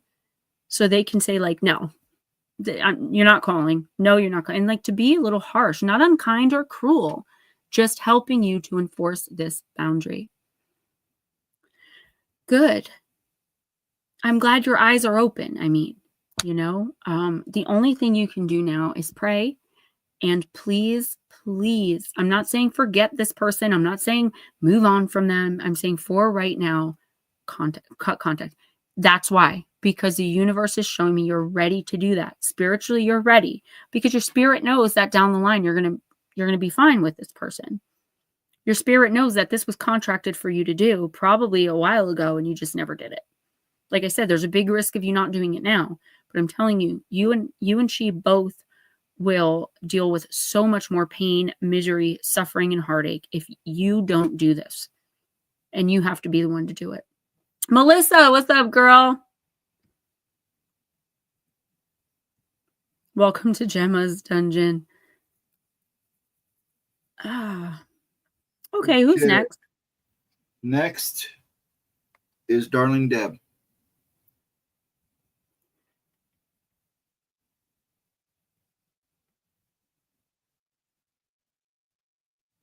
And I know I can't say obviously 100%, but I don't know. I don't, because I see reunification down the line, right? So I wouldn't be seeing that if that were the case. But remember, free will and the collective consciousness moving around and shifting. That's why I can never give 100% guarantees to people. But from what I'm seeing right now, I think that this is the best thing for both of you and for a lot of people around both of you as well.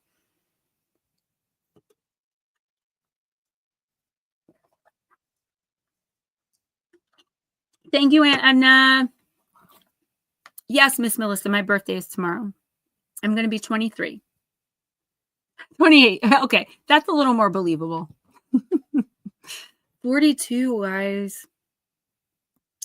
I'm okay with it, though. All right, Miss Darling Deb, I know we use this deck a lot, but it's just very connected to you this month. Yeah, for sure, reunification. Here's the thing, quickly, like what... Listen, you are so sweet, girl. What she loses is part of her path. It's part of her lesson. She has to lose as much as possible in this situation in order to, like, do you know what I mean? How everybody has to hit that rock bottom. So she has to lose that stuff. You can't protect her from that. Even if you tried, like stayed in her life, gave her everything she asked for, coddled her, babied her, it wouldn't make a difference. She would still end up losing all that because that is her lesson that she has to learn. She charted it for herself. It's part of her contract.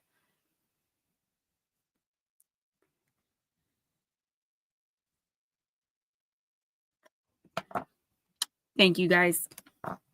You guys are so sweet. Miss Deb girl. Thank you. Thank you.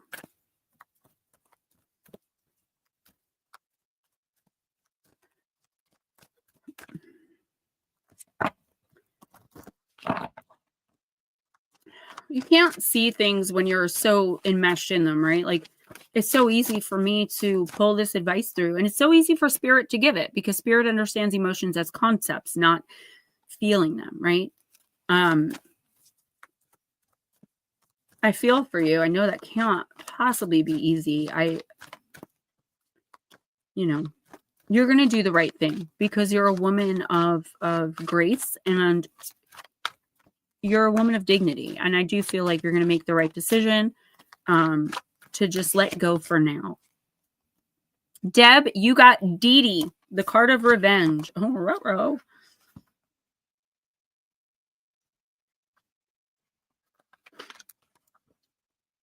Boiling point, must seek revenge. Destroyed, this act must be avenged. Stop, retract, time to think twice. Forgive, move on, or pay the price. By the power of the dark goddess in me, protection in place blessed be.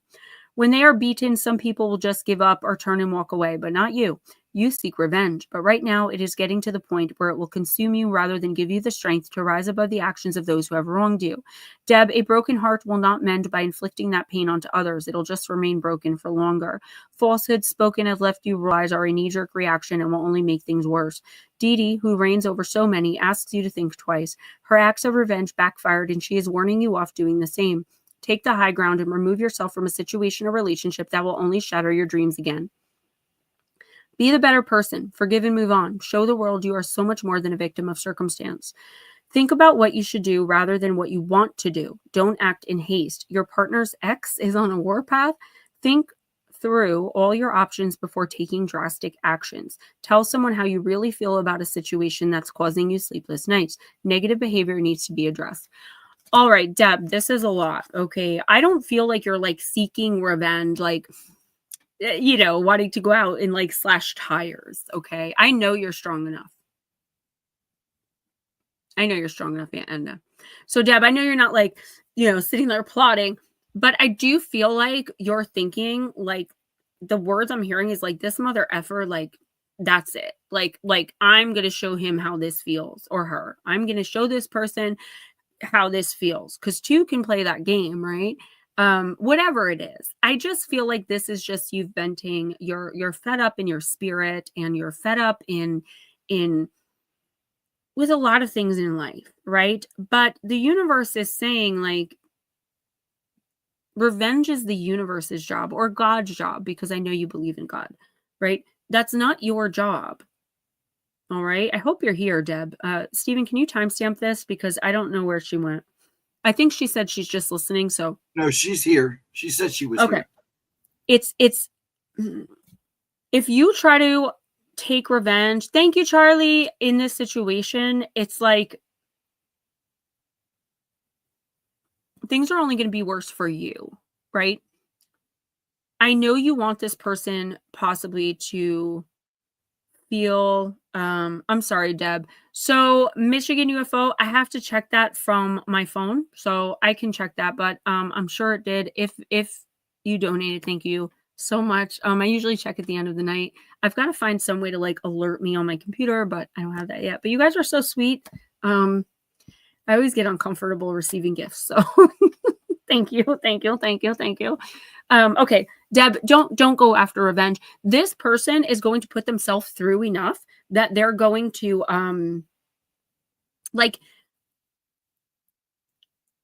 they're going to put themselves through enough crap that you couldn't possibly do anything worse to them. This person is struggling. This person is hey Jerome, thank you. So good to see you. This person is struggling so much in and of like within themselves that like you don't have to do anything. This is karmic, and karmic is throughout lifetimes. It doesn't normally happen like within the same lifetime where you see someone get their karma, and you might not see this, but this person is suffering and struggling on their own. You don't have to do anything. The only thing an act of revenge is going to get you is like you're going to be more spiritually stunted. You're going to lose more of your light. Yeah, but I feel like for some reason you really are, and I don't know, like I said, I don't see you sitting there like plotting some kind of violent revenge, but I just feel that there's a part of you that's like, I wish this person could just see what they're doing to me, like, or see what they've done to our relationship or our friendship. Or the thing is, they will eventually. They're not going to see it right now, and there's nothing you can do to make them. Now, with that being said, I feel like in the next couple of weeks, there is some righteous anger going to be coming in on your part. I just feel a very, like, when I think about your feelings towards this person, like a very fed up type of energy. And I feel like you've got to keep it in your heart and in your mind that as soon as you're ready, you are going to move on, and don't go back on that. There's going to be some things happening, a little breadcrumbing. The person isn't breadcrumbing you on purpose. This person, I don't see them as like a narcissist. They are very toxic, but I feel like that's because there's something like an addiction or something going on here. I feel like they want very badly to change, to be the friend you deserve or the partner you deserve, whatever this is. I don't want to get too personal. But the fact of the matter is right now, with how they're living their life and the choices that they're making, because they are choosing, they simply can't be. And that can no longer be your problem, Deb. So it is time for you to really emotionally disconnect to the best of your ability and keep taking the steps that you're taking. Do not be pulled back into this, because it's like you're just going to be, like I was talking about, my counselor said to me today, like, I'm re-traumatized several times a day. You're just going to end up being re-traumatized. It's going to be 10 times harder to get back to where you are now before you got sucked back into it. Then you're going to have to make all these decisions and choices again. Just stay the course and don't be lured back in. That's the best advice I can say that I'm seeing for you right now. Like, you can care about this person. I'm telling you, do it from afar. Give them only like the tiniest bit. You're going to want to comfort them. You're going to want to protect them. You're going to want to help them. The fact of the matter is, like I said to Anna, the more you do that, the more you're stopping their growth forward to where they can get to a point where they're at their rock bottom and they can pull themselves out. All right. It is not your job to pull them out of this. Jerome, where have you been? It's so funny. I was just thinking of you today because I was at the hospital for my once a month visit. And I go to the IOP section now, just in and out, see the doctor real quick and leave because I got to get little guy off the bus. It just wasn't working out. So I go down there and they sat me in the room where the IOP people go. And they were talking about like being an IOP at night. And I was like, oh my gosh, like I graduated that program. And I was thinking of you. I was like, I know Jerome's not here anymore. It stinks. Yeah, it's great seeing you too. I don't even see your videos pop up anymore, but I missed the nunchuck videos, but it's so good to see you. Thank you so much for stopping in and saying hi. Deb, yes, as long as you don't get sucked back into this, I think that's the big thing here, right? Like you not getting sucked back in and getting taken off track again. If you can be strong and remember to think positively, you're doing the right thing, not just for him, but for you as well. You are totally on the right path. You're doing great, actually. Thank you. I really do try, and I really do appreciate that. I feel like I've found my calling, you know, and I couldn't have done it without you because you helped me be the person I am today in some small way, being doing what you do. So are you doing another strongman? Do you want a card, Jerome? Let me know. Kelly Lewis. Why does everyone say Kelly Lewis from Goof On? What is that? You're welcome, Miss Deb. You know I got you. MUFON is the UFO researchers that go out and do actual UFO investigations and have all kinds of, keeps it all in order. And I believe she works for them. I'm not sure. Oh, okay. I have no idea. Do you guys know I'm on TikTok? I'm sorry, Goof On. It's a streaming channel. TikTok, Snapchat, Instagram now, and X, kind of. I'm still learning the new platforms, guys. But if you're on any of those, definitely come and check me out. Big Dipper 620, what is up and welcome? Who's next?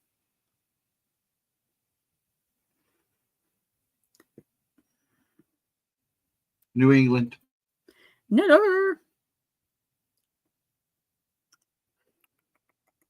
What do we want to use here? Let's use vampire. Me.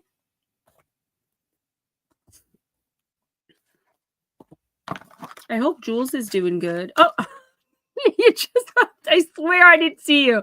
Thank you, Miss Julie girl. I was just going to say, I hope Jules is doing good. Oh, it did show up at I knew it. You knew that. Richie's channel. Okay. Like I said, I go to bed at like 7:30 p.m. So I never am in anyone's live streams. And I always feel bad because I feel like I'm like behind because I don't like get to catch up. But I go to bed so early, guys. That was really funny. I'm like, I hope Jules is okay. And then she immediately pops up. All right, Netter, let's see what's going on. You got the main ad. Fancy. Madness. Ecstatic ritual and energy release. Card number 19. Maenads are the female priestesses of the god Dionysus, maddened by the fruits of the vine, and given the space of ritual, they descend into a ritual ecstasy where an orgy of carnal delights, instability, frenzied dance, and gluttony are all allowed and celebrated. Within that space, the divine madness we all have, including you, is given expression and exhausts itself relatively safely. When she comes to you in this card, it's for you to now find a safe space to do what you have considered to be unsafe in a safe and protected way. Interesting. What does this mean? You may be longing to be free, wild, and to let loose, to cast off the chains and find expression in dancing, parties, and intoxication. And she comes to you now, this creature who will devour you if you do not find a way to safely express your urges. For that is vampiric, the urge to express the divine madness that will erode your soul if you repress it any longer. And that is when the vampiric maenad can tear you to pieces. That is when addiction can find you. This is when overindulgence can stake its claim on your soul through your physical form. This maenad is watching you now, eyes brimming with poison, ready to infect you if you do not begin to rediscover the beautiful madness of life in your own way. This actually makes sense, Netter. If you do not now begin to have some dance, some joy, some loss of the self-consciousness you battle with each day, she will find you, and her leaves will poison you even as they delight you. It's time for joy to be lived through you. It's time for madness. It's time to drink the nectar of lovemaking, wine laughter to the point where your belly hurts. It is time. Blessing. It's safe for you to give way to feelings of intense bliss and happiness. God forbid, even excitement. Feeling deeply and allowing yourself to be swept up in the rapture is a beautiful thing for you to experience at this time. It is safe to let this happen under the current circumstances. Curse, a fear that divine madness will be permanent. You are dealing with that. Whether it's divine madness, you are feeling like you are perpetually stuck in a stagnant life, right? That there is a short distance between the bliss of the maenad and insanity, keeping yourself on such a tight leash that your repressions rule you and are therefore expressed in unhealthy ways. Dancing, going out, indulging in ritual that gives you a safe escape valve for your wild urges needs to be created now, or else you may find the virtues you have worked so hard to establish. Nutslap, you know you can't say that. What do you think? These are adults in here that YouTube thinks we're adults? I will, Miss Julie Girl. Thank you. No more control, Netter. Find a safe place, find the safe people, and go wild just for a little while within the temple you create. Do this and transcendence will follow. That loss of self leads to the uniting with the great spirit. This is not, sorry. Nope, that's not right. The great soul of this world and beyond. And when you go to this place and drink of the holy grail of life, you will return replenished, whole, and fully returned. This will bring strength. You can't say the WH word, dude. YouTube treats us like toddlers. All right. But yeah, that is kind of what it's saying. So we're not talking about going out and using illicit substances. We're not talking about getting intoxicated, right? Mark wants to know when he's up because he's getting tired, hun. I'll let him answer and then I'll finish, Netter. I'll do you after Netter, okay, sir? Okay, so you really do have this kind of very rigid energy. And I don't say that in a bad way because I think it's a part of who you are being a Sagittarius sun. But I feel like I've said this to you many times, even in person. I feel like you're so convinced that there's nothing and no one out there for you ever, because there hasn't been either ever, as you put it, or in a very long time, that you're like, why bother going out and meeting people? Why bother having any fun? Like, you're so stuck in this repetitive cycle. And I don't mean this as a judgment or an indictment, because we all get there from time to time. And I spent years in this space without drugs even. It's like you know what you want out of life, but it's like you're expecting in some ways, and again, don't take this the wrong way, for things to just happen around you, because you feel, maybe rightfully so, that when you try to put yourself out there, you're just rejected or not seen or heard anyway. This is the universe telling you in the next few months, over the course of the next few months, and we are going to meet up. I was just way too sick this week, but you've got to really put yourself out there and be yourself. Don't be afraid of being judged. Don't be afraid of like saying the wrong thing or thinking the wrong thing, or because the right people are going to attract to you, right? The right people, you're going to find your tribe, just like you found in this chat. You're going to find that in real life. And hopefully it can start with me, right? To just be able to be open and to be silly without feeling embarrassed, to express yourself. I feel like you're very stunted in that area. I don't know if you've always been kind of a reserved, very logical, rational person, or if this is a new development because of everything you've recently been through, but it's not you. Like, you are fun and funny, and you have a lot to offer, but until you start looking at yourself in that way, like, man, I am pretty awesome and I do have quite a bit to offer. And this isn't talking about material things. This is talking about you as a spirit, as a person, right? The comfort of friendship, hanging out with someone who maybe needs a friend just as badly as you feel you do, or, connecting with at least one or two other people, Netter, is going to make a world of difference for you right now. You don't need 5,000 friends. You know that. I think we all in here know that. You can, if you have 3 friends, you maybe can trust 2 nowadays, right? But you've got to go, what the universe wants to see you do is switch your mindset to just a little bit more positivity. And remember, we talked about waking up in the morning and saying, I hand all my decision making over to my spirit team or to God, whichever one, today. You guys are better at it than me. Take charge. It's going to be an amazing day. Keep doing that. Keep going out. Take yourself out to lunch. And I know it sounds silly. You might go, 5 times and sit there and nobody talks to you. But then the 7th time, you have to make eye contact. You have to stop blocking your energy. You are out and about in the free world, but your energy is locked up. There's no openness. A lot of times, like with me, because you kind of like, we know each other, right? We've known each other for years. We've done video calls. We're friends. But like, in order to bring new people in, I think you're so scared of either being hurt or of, there's some fear here that the universe is saying, work through it with a friend. Like, I'll gladly work through that with you. You can be totally yourself with me. I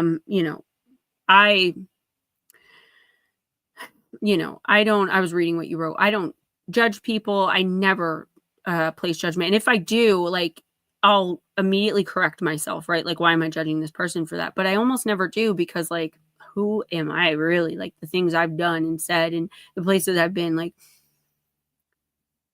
your life is supposed to be so much more than what it is. And that's, again, not a judgment on your life, because you're only doing the best you can do each and every day. But there is so much more waiting out there for you if you could just open your energy up to receive it, right? I really want to see you do that. I want to see you going out and doing things even on your own for now, because people will start to be drawn in. Just go out and be yourself. Strike up a conversation. If that makes you uncomfortable, that's good, because when we're uncomfortable, for the most part, that's something in our spirit moving from lack to abundance in some way. When I raised my oracle prices, I tell you guys all the time, I was so uncomfortable. I was like, I don't want to make them that much. And my mentor was like, look, if you feel uncomfortable with your prices, that means they're the right prices, because you're moving out of this mindset of lack. I only deserve this much for this big amount of work, because who am I? Into one of abundance. I deserve every penny of that because I'm working hard and I know what I'm doing, right? It's switching your mindset in that way. Coconut pastries. I mean, all right, but I want to see you do so much more and be so much more and enjoy life so much more. And I really do want to help you with that. I feel like you just need to open up more. And, if you can manage it, I know some people hate when I say this because they really don't want to do it. And they're like, it's stupid. Try to keep a little dream journal. Even if you don't remember your dreams, when you wake up in the morning, write down the first 5 words that come to your mind. And 2 weeks later, go and review it.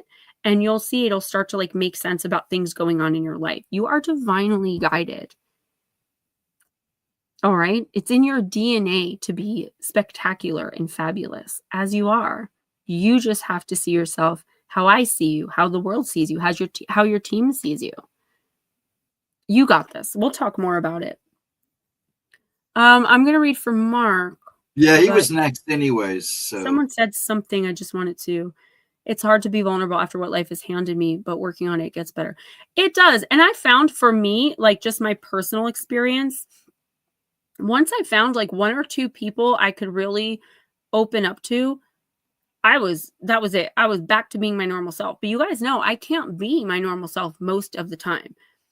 You know, I'm self-conscious about the way I dress, the way I speak, the wigs that I wear, even though, you know, I have issues with my real hair. That is one of the main reasons I wear wigs. I like the way they look, but don't you think I'd like to not feel like I have to wear one all the time? It just makes me feel more confident and more comfortable. And I don't think there should be anything wrong with that. I'm bubbly, I'm outgoing. But a lot of times in my personal life, I have to be quiet and subdued. I feel like with one person in particular, if I even like talk, I start stuttering. I develop a stutter with this person, Netter, because I feel like they're going to pick apart what I say anyway. So I might be like, oh yeah, I'm going to, like, if I have a birthday party to go to on the 15th, I'll be talking to them and I'm like, there's a birthday party on the 14th. And instead of saying, oh, are you sure it's on the 15th? They'll say the 14th. Try the 15th. Why don't you know what you're talking about? Like, and they make me feel so small and so dumb for like making the tiniest mistake that I just close in on myself. If I didn't have this stream and you guys and this channel, I don't know who I would be right now. Nutslap, well, that's not a bad thing. All right, Mark. Mark, we're going to use the Seeker Oracle. Hello.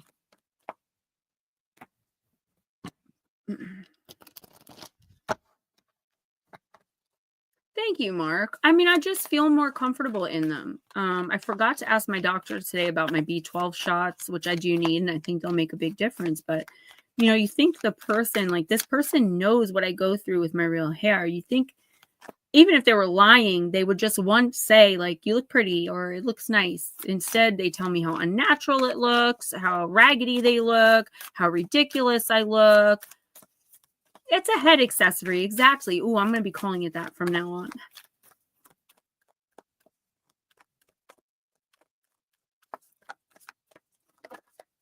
Oh, okay.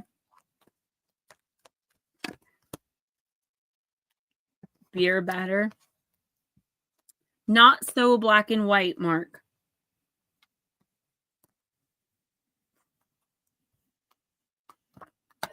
Jules, this is very true. Dualistic dichotomies, good versus evil, right versus wrong, normal versus abnormal. We'd all like to believe that all aspects of our lives are so easily defined, so cut and dried, but it's not so black and white, Mark. Even the most simple of decisions may require deeper consideration than first anticipated. A seemingly simple situation may have a complex cause. Reality is more nuanced than dichotomous. Duality creates a divisive state, but between black and white exists an infinite spectrum of colors. There is no division or separation, there is the whole rainbow. Every experience, every situation, every moment is more vibrant color than black and white, and in color resides both the complexity and the truth. For all that we see, there is more that we do not see and need to discover. Understand that sometimes two who believe they are right can both be right. People can do wrong for all the right reasons and right for all of the wrong reasons. Medicine for one may be poison to someone else. A process that works for you might not work for anybody else because we are all so very different. Not one of us sees the world in the way that you do. Put an end to black and white thinking. It is divisive. Instead, replace it with a more encompassing process that embraces multiple perspectives, compassion, and empathy. Miss Pixie, absolutely. Absolutely. And like, I know this. So you guys know how I say the word documentary? I know that's not the right way to say it. That's just how I've always said it. Documentary, I think, is how you actually pronounce that word. But I say documentary. It's just a little verbal tick. It always has been. So anyway, this person also likes to correct like the way I speak. I speak too fast, or when I say important, they'll say it's important. And I'm like, actually, if you Google it, it's important with a hard T, but whatever. But today I was talking to them and they were like, oh yeah, I watched a documentary on that. And I just felt so good because I was like, wow, like they mispronounced that word because they were listening to how I pronounced it. I don't know. It's like the little things. Anyway, Mark, There's something going on in your life right now, and I feel like in the next 2 weeks, it's going to be really important that you understand that whatever this is, like, I feel like somebody has wronged, I'm sorry, I have to blow my nose, or hurt you in some way, or upset you, pissed you off, like somebody made you feel some type of way, or is about to make you feel some type of way. When they come to you, like, I don't know if you're going to express that you're upset or angry or whatever about this, or if they're just going to be able to tell. When this person comes to you and says they're sorry, I really do feel like they mean it, right? Even if it's just in that moment, even if you don't care for them, they don't care for you.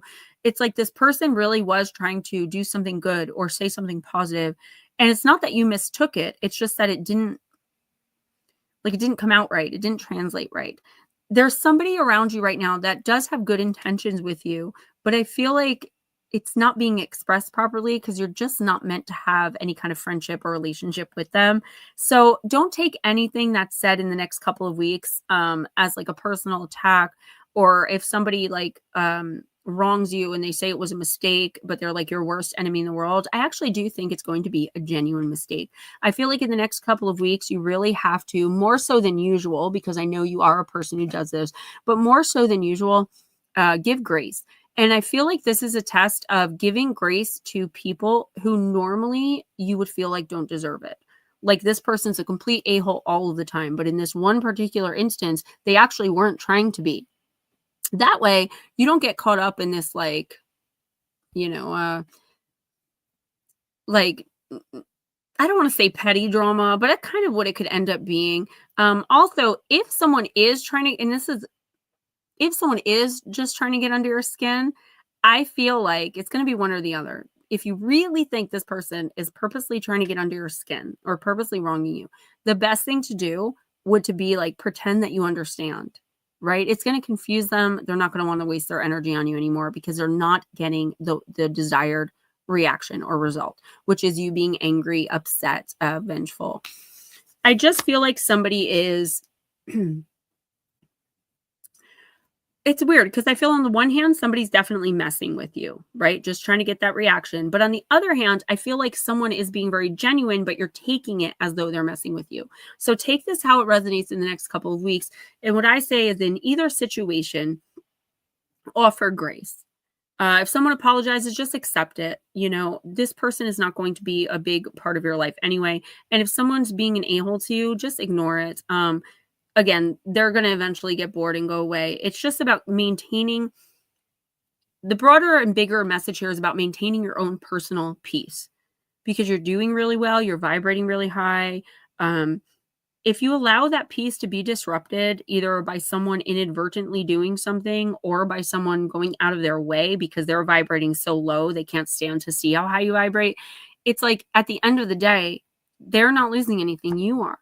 And you've worked so hard to get to this place spiritually, okay?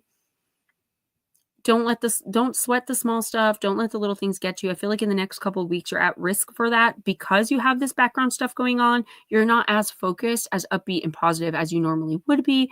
Therefore, the universe is warning you. Just relax. Don't take anything too seriously. None of this is really going to affect you unless you allow it to. All right? Whatever that means for you, take it as it resonates. Nut slap is next.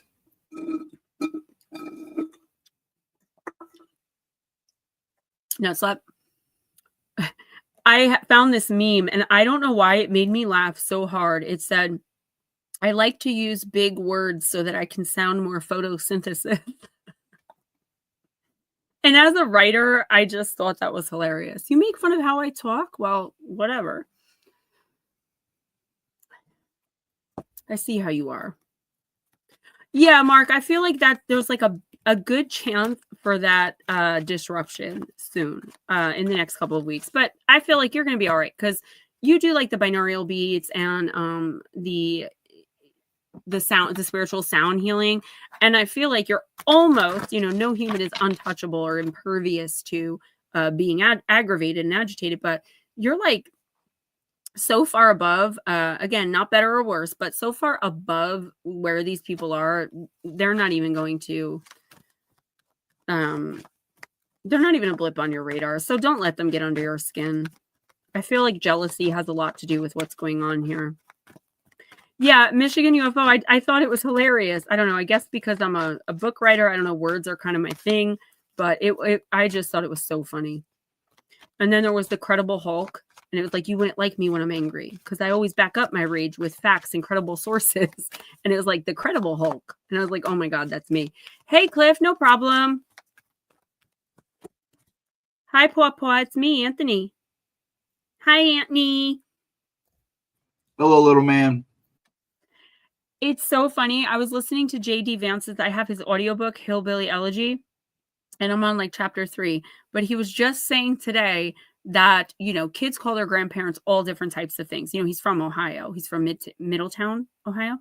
But his parents and grandparents were real like Appalachian, like woods people, right? You know, lived in the boondocks of the woods, right? That's where his family's from. But I think in Kentucky actually, and then they moved to Ohio. But he said people call their grandparents all different things. He's like, but only in like the wilds of Appalachia, or Appalachia as he calls it, will you hear Meemaw and Pawpaw. And then he jumps in and he's like, hey, Pawpaw.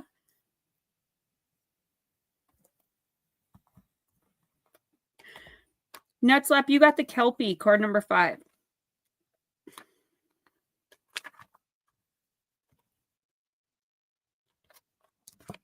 All right.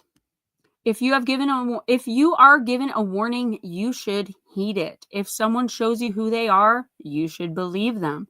Understand your current limitations, yet extend your skills. Your intuition may be asking you to be aware of danger, so pay attention to it. Oh my God. God forbid you should help out others in the community. You know, I have issues, and I was talking to Ghost about this. Like, I have issues because people will sometimes take one look at me and be like, nope. And like, how do you survive life when people just dislike you by the way like you look? Like, it's very hard. But that used to happen to Missing Persons Mysteries a lot. When they would put me on their live streams, people were like, people. I appreciate it. Thank you for putting it out there. Sorry to get you in trouble. Some people, I'm not for them. All right. Nutslap. Most people would be familiar with the most famous of water kelpies. Hey, Carl, that of the one that lives in Loch Ness in Scotland. Those famous dark curling humps rising above the quiet depths of the loch have captured our imagination and sent shivers up our spines for a very long time. A kelpie is a shapeshifter, normally one that changes from its more monstrous form into the water into a land-based animal, like a black horse, and pretty much every decent-sized body of water in Scotland has a kelpie attached to it. The word kelpie itself comes from the Gaelic word kelpiac, meaning colt. The kelpie has hooves, but they are backward-facing, and sometimes the kelpies sing haunting songs that are very pleasing to the ear and so lure their prey. Kelpies are also said to be able to transform into non-equine land creatures, including human forms. These forms can be both male or female, young or old, but normally you can tell who they are because their hair is almost always wet. They may have seeds and flowers from the water in their hair, or they may be wearing a silver necklace that is their bridle when they are in their horse form. No, I do get that a lot. One myth tells of a young woman being courted by a handsome young man. He always wears a nicely forged silver necklace, and his curly hair is so black and shiny it seems to have the sheen of water upon it. She suspects that perhaps he is a kelpie, and so decides to remove his necklace while he sleeps when they are on a picnic together. He immediately transforms into his equine form, and she takes him back to her farm and has him work as a horse for some time. Her anger at his dishonesty wears off, and she misses her love, so she consults the wise woman of the village to see what the best course of action to be.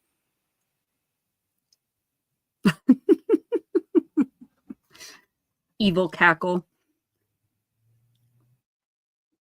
The wise woman takes the necklace and puts it around the horse's neck. The kelpie transforms back into his human form.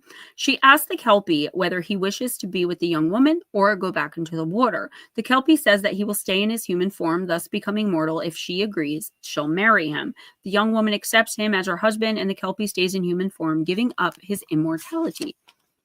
The kelpie is secretive and hard to spot, yet if attacked or wishing to attack, does so in a lightning-fast manner without warning. It's said that if you get too close to a certain part of the loch or body of water, you could be taken, ripped apart, and or drowned. When someone When someone was found drowned and a Kelpie was suspected, they would tell everyone in the village and surrounding areas. Naturally, people avoided those places from then on, and children especially were warned off such places, being easy targets and not as strong in the water. Perhaps then such stories of Kelpies were spread to protect children from drowning in waterways.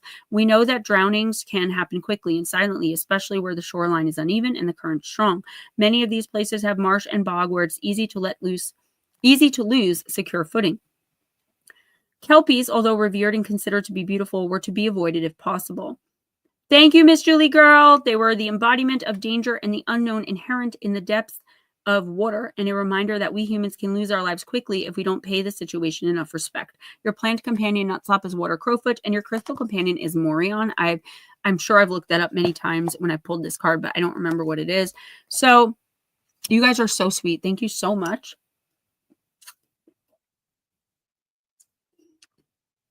Nutslop, I kind of get a little nervous with this reading. Not to scare you or anything, but I do feel like someone has their sights on you. Someone's manipulating you. They're taking advantage of you, whether it's currently happening or it's coming in the next couple of weeks. Okay. For some reason, I'm seeing you targeted, right? Like somebody stealing from you. Somebody, it's not just an emotional game. There's something physical happening here. So that's what kind of worries me about this. This is definitely a warning to be aware of your surroundings more so than usual. Don't go out and get drunk and crawl into an Uber. This is a pretty serious message. I don't usually get them that are, this serious about physical things happening. Keep an eye on your possessions, your belongings. Make sure that you're not getting into conversations with people about money or anything like that. Don't become braggadocious about things that you have.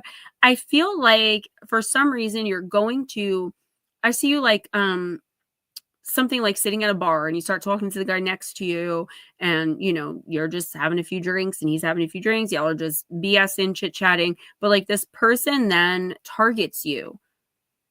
I'm not going to get too much more into detail here, but I do feel like you could be being targeted physically in some way.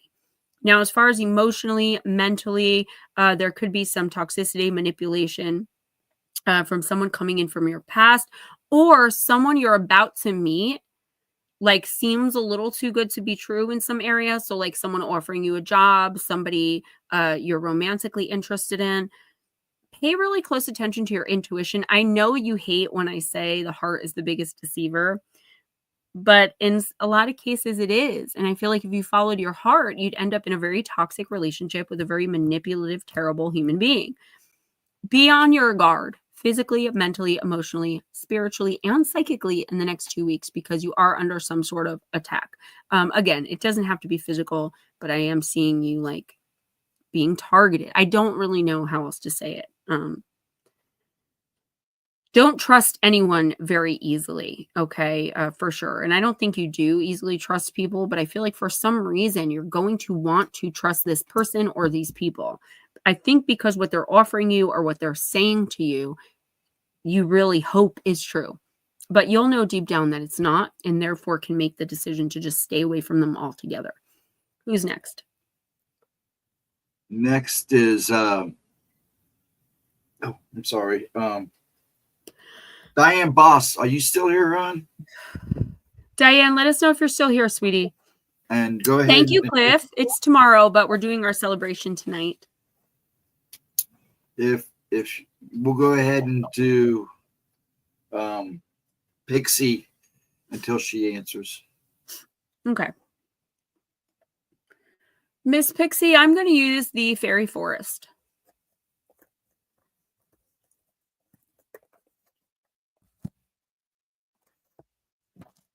Blue, that's really good. Well, I don't want you to be afraid. I want you to be aware. I feel like you will be, though. I don't think there's much danger here because whether you admit it or not, you are very spiritually aligned. And I think you do know when someone's initially full of it. And I think we all do, but some of us aren't to that point yet where we can stop ourselves from that wishful thinking, right? For me, if somebody came and they're like, hey, I can help you get X amount of followers and you can make X amount of money, I would know more than likely they're full of crap. But at the same time, I want so badly for it to be true that I would make sacrifices in order to just see how far we're going to take this and where it ends up. That's not good, because knowing deep down inside, it's just false. It's not true.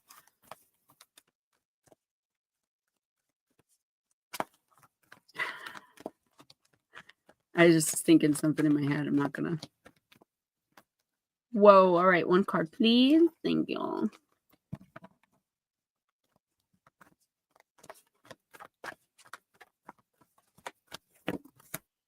The Golden Unicorn. I don't think I've seen this card before, or at least not in a long time. Protector, Guardian, and Champion. Card number 43.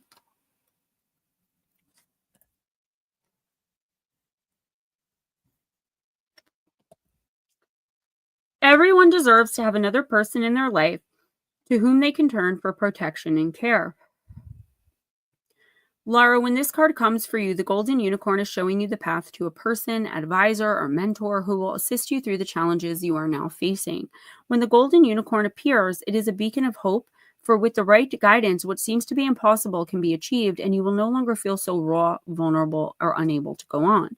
The Golden Unicorn appears to those who are facing unjust circumstances. They will show you step by step how to get through this time when it seems that all friends have fallen away and the world is no longer a safe place. They lead with reason, intelligence, and intuitive brilliance. With their guidance, you will come to a safer place within the world and be wiser in choices regarding friendships, alliances, and partnerships. You are wiser now and will never be quite so hurt again. There is now protective energy around you, and it is safe for you to leave the current circumstances and forge a new path. The judgment you have sensed around you will now dissipate, and true, good people will enter your life to help heal the pain of friendships that have fallen. Hey, Latro!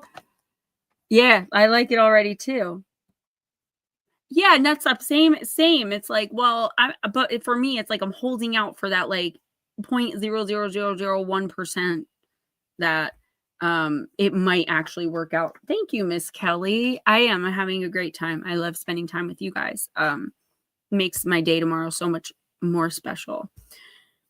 Miss Pixie, I do feel like you have a lot of challenges going on, just like, the rest of us, but I feel as though either you've recently met someone or you've recently started getting closer to someone. If those aren't the case, someone's coming in. But I feel like this is a connection that's already been made, even if it's just on the periphery for right now, where you feel you can actually be vulnerable with this person and talk to them about things that you normally would not talk about, right? These personal, private things that you feel really nobody else needs to know, or nobody else could, and someone else couldn't care less about. Like, this person genuinely was sent into your life by you when you were in the fifth dimension, writing your chart, signed by the creator, God, the universe, whatever you believe that energy is. Kelly, you're next, by the way. And they were meant to kind of help you, even if you can't physically get away from a person, a relationship, whatever, to like lead you down a path of what's next for you. Because I feel like you have goals and hopes and dreams, and you've just passed up so many opportunities for fear of what this toxic person is going to judge you about them, right? So, for example, like the person in my life who doesn't support anything that I do on YouTube, who actually absolutely hates it, who has never once, really congratulated me on a book or celebrated my accomplishments. Like, this would be like if you were in my situation, but like you decided not to write any more books because you don't want to hear what this person has to say.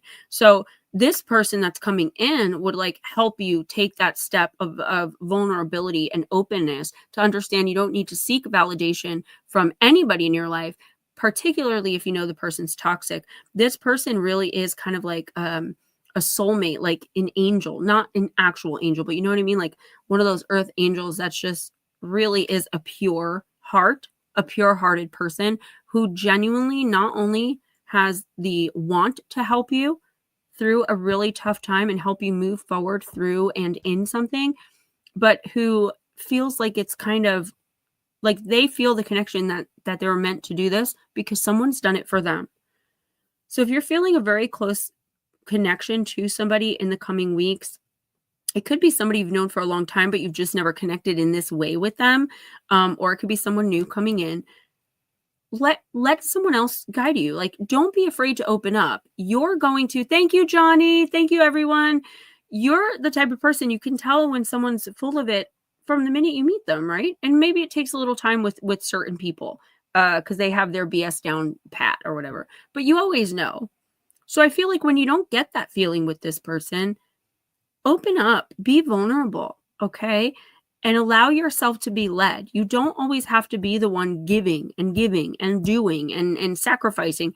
Let someone else do that for you on your behalf to help you see clearly the path you're meant to follow, because you are meant for something bigger in some area. And again, I see career. I don't know what this is. It's been happening for months, if not at least a year now, of like this career thing, but it's not really a career. It's like something that's fun and like a hobby that like you could make money from. Whatever it is, I feel like your growth in it has been stunted because of fear of judgment of some toxic person in your life.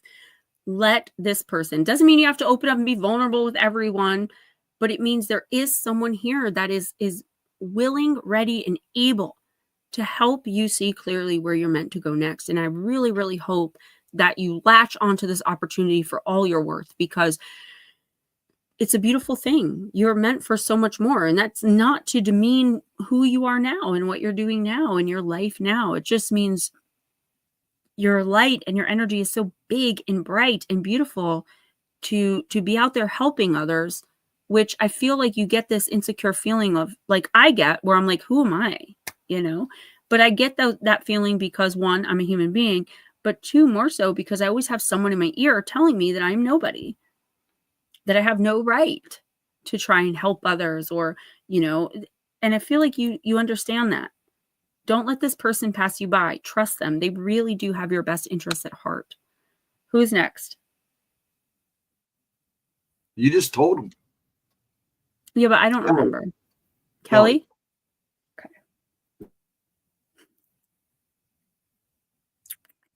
All right, Kelly, we're going to use Dark Goddess. Yes, open your spirit, Miss Pixie. Absolutely.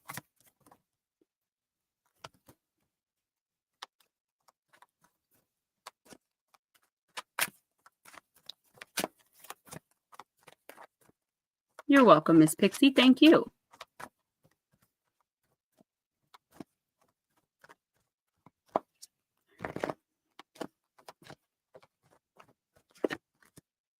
Dear woman, temptation.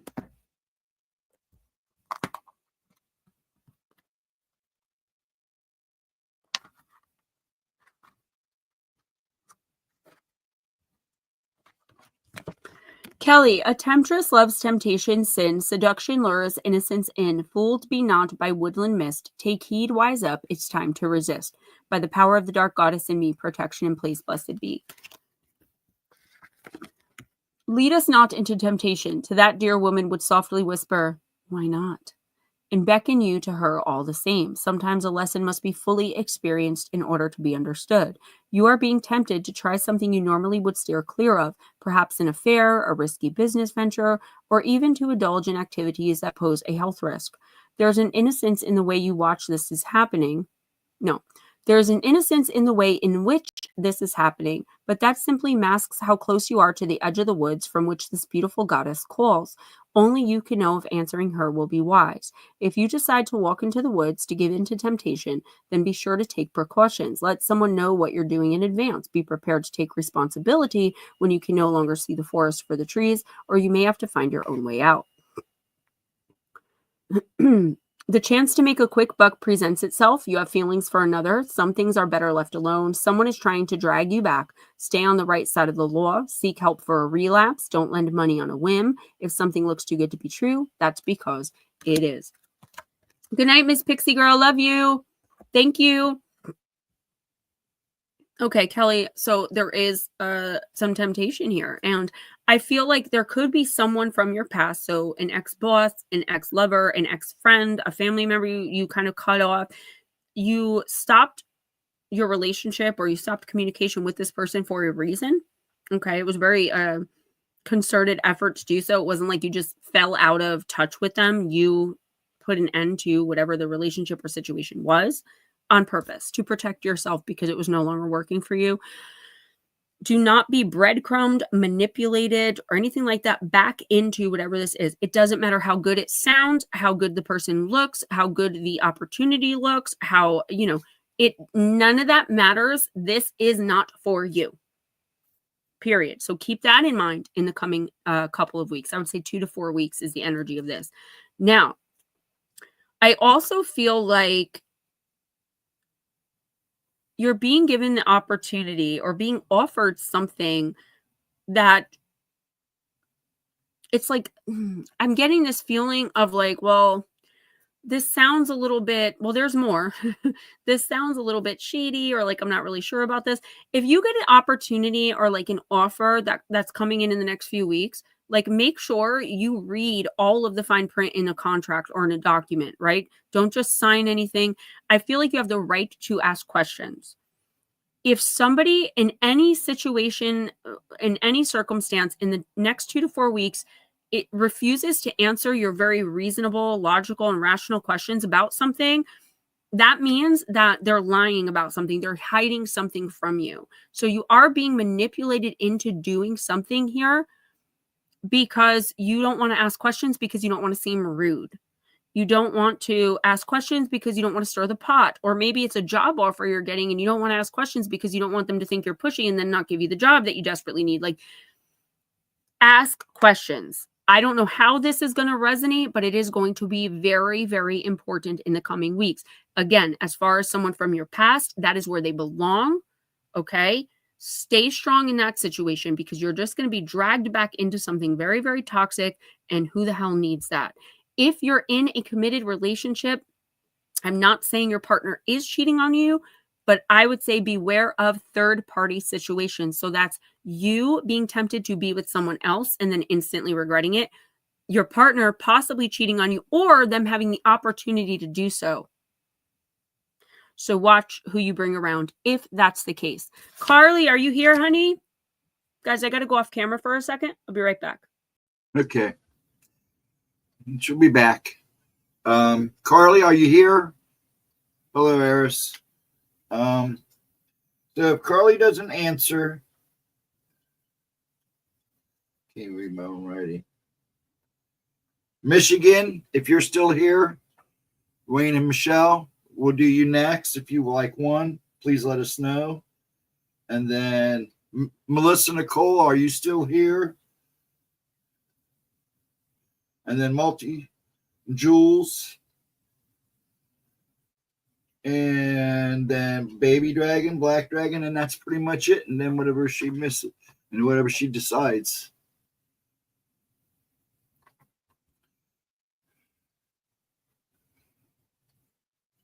I don't know if you can get I'll have to ask Gemma because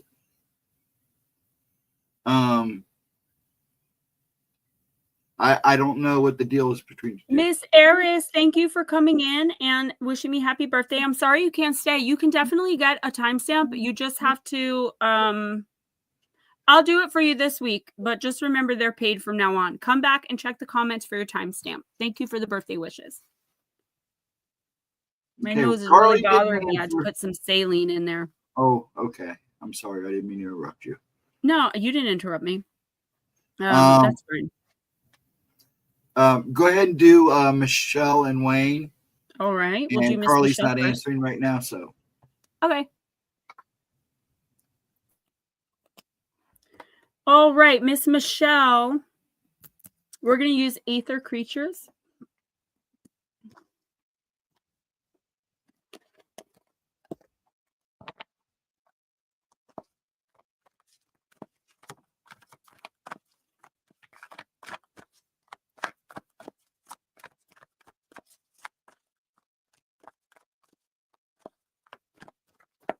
Yay! You got, and I hate the pronunciations of these things. I can barely pronounce them, but I'm going to give it my best crack. So you got card number 47, the Illud Situla in the upright. Miss you too, Eris. That is a creepy looking thing, huh?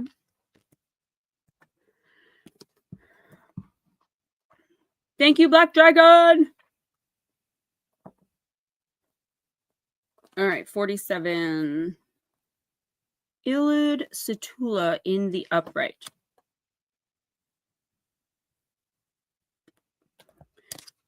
Michelle, you need to see the situation at hand from another person's perspective, or perhaps another being's perspective.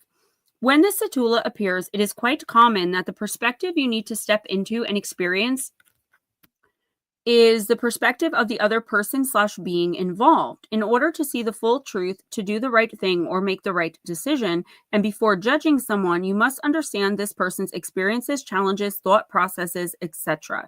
You must see the situation through their eyes. It's a reminder of the limitation of your own perspective and handle on the truth, as well as a reminder to practice empathy. So I do feel like either it's happening already or it's going to be like much more than usual in the next couple of weeks, Michelle, where you're just like, somebody is really, I'm getting like this very like sassy, irritated feeling, right? Where someone is just like getting under your skin. And I don't know if it's because this person is like a know-it-all or if they're just like annoying in some other way to you. The universe is telling you to do your very best to try to listen to what the other person is saying and at least see where they're coming from. That doesn't mean, you know, like you have to agree with them. It doesn't even mean you really, I feel like this is for some reason someone new, and I am seeing female energy. It could be a male with a lot of femininity in his chart, but I do see it more of a female where like this person just is irritating you. They're just getting on your nerves. No, it is not your husband. It's someone outside of like your close circle, right? So it could be a colleague, a coworker, or like even someone in chat who's just like constantly there, like saying bizarre things, or, you know, I have people that come into a lot of my interviews and they'll purposely say the opposite of everything I'm saying in chat, right? It's just irritating. It's nothing like really serious, but it's just to the point where like you're about to act outside of your character by like snapping on this person.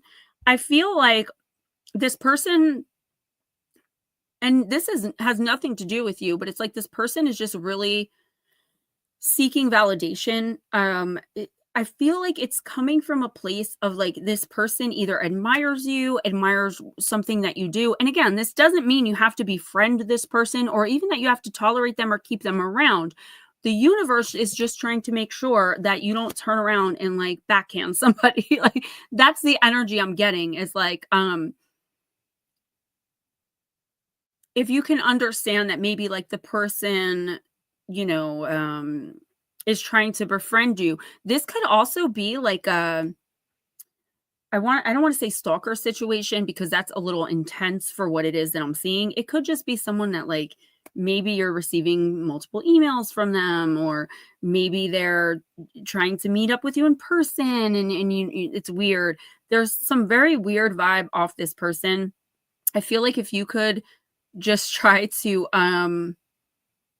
remove yourself, try to understand why it's happening. Like this person has some issues. Again, none of it is your problem per se. This is not something you're meant to handle, help the person with, or this is to make sure that you don't get yourself in trouble by responding to this person's. It's very bizarre energy that I'm seeing coming in. I want you to, like I said, to nut slap, to be very mindful of your surroundings. This is like a separate situation now. So we have the person or people who are like really getting under your skin. Let that go. Ignore it as best you can. Vent to Wayne. Vent if you need to, but do not act out of character in this situation. I feel like it's going to end up being really bad for you, even though you are in the right. This person or these people, the situation itself, it's very, very annoying, irritating. Any normal human being would be fed up with it, but for some reason, it's like, don't even bother saying anything about it. Now, I'm getting this other kind of creepy situation with like, I want you to be aware of your surroundings more so than usual. I want you to, like, I don't know where you put your purse when you're teaching, like protect that. I'm just getting someone a little bit of an obsessive energy. I'm not seeing anything dangerous about it. I just think it could get weird. I feel like you have to even though we want to be polite and we want to be nice and be like, oh, you know, this person thinks highly of me, or this person really, you know, likes me and keeps showing up wherever I am. And it's weird, but I don't want to say that it's weird because then I'm being rude and presumptuous. And no, like, it's okay to say, like, you're making me uncomfortable. Please leave me alone. I feel like as long as you do that and really like stand in your power on that, the person will eventually fade away. Don't give anyone more information than you feel they need for any particular reason. Don't give anyone like extra attention. You have someone, whether it's male or female, I'm not sure, who's like a bit obsessed with you right now, watching everything you do on YouTube, possibly someone who's in your orbit in real life. I am seeing more of like a distance. So it could be just someone online. Just please be very careful and mindful in the next few weeks of what you put out there, who you speak to. Yeah, like, I don't see it as like being dangerous, but I could see it getting out of hand if you decide to be sweet because you are nice. You know, we all have our streaks, but you are nice and you are sweet. And I feel like you would want to embrace somebody who's maybe a fan of yours, but this person is like taking it a little too far. And you know, I know you can hold your own, but I wouldn't want to run into Wayne if he was angry in a dark alley. So maybe, Wayne, you got to step up a little bit on making sure everyone knows that's your woman, because I do see someone, I see someone getting a little bit inappropriate, out of bounds with Michelle in the next few weeks. And more than likely it's going to happen online rather than in person. No, it's definitely not you. Yeah, that was weird because it was like, it went from, you know, this person's going to aggravate you, don't hit them, to this person's going to stalk you. And I'm like, wait, this can't be both situations. So it was two situations. All right, Wayne, we are going to use for you, sir, the Shaman's Dream. Uh-oh, who's got an idea? That's Wayne, right?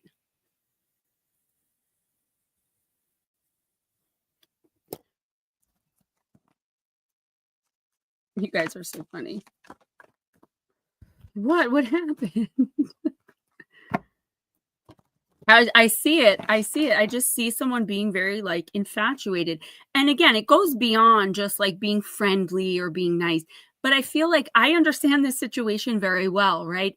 Where I don't want to be like, okay, now you're getting creepy, because then they usually shoot back with, well, why do you think you're so great? I was just being nice. Like they can say that all they want. They're creepy.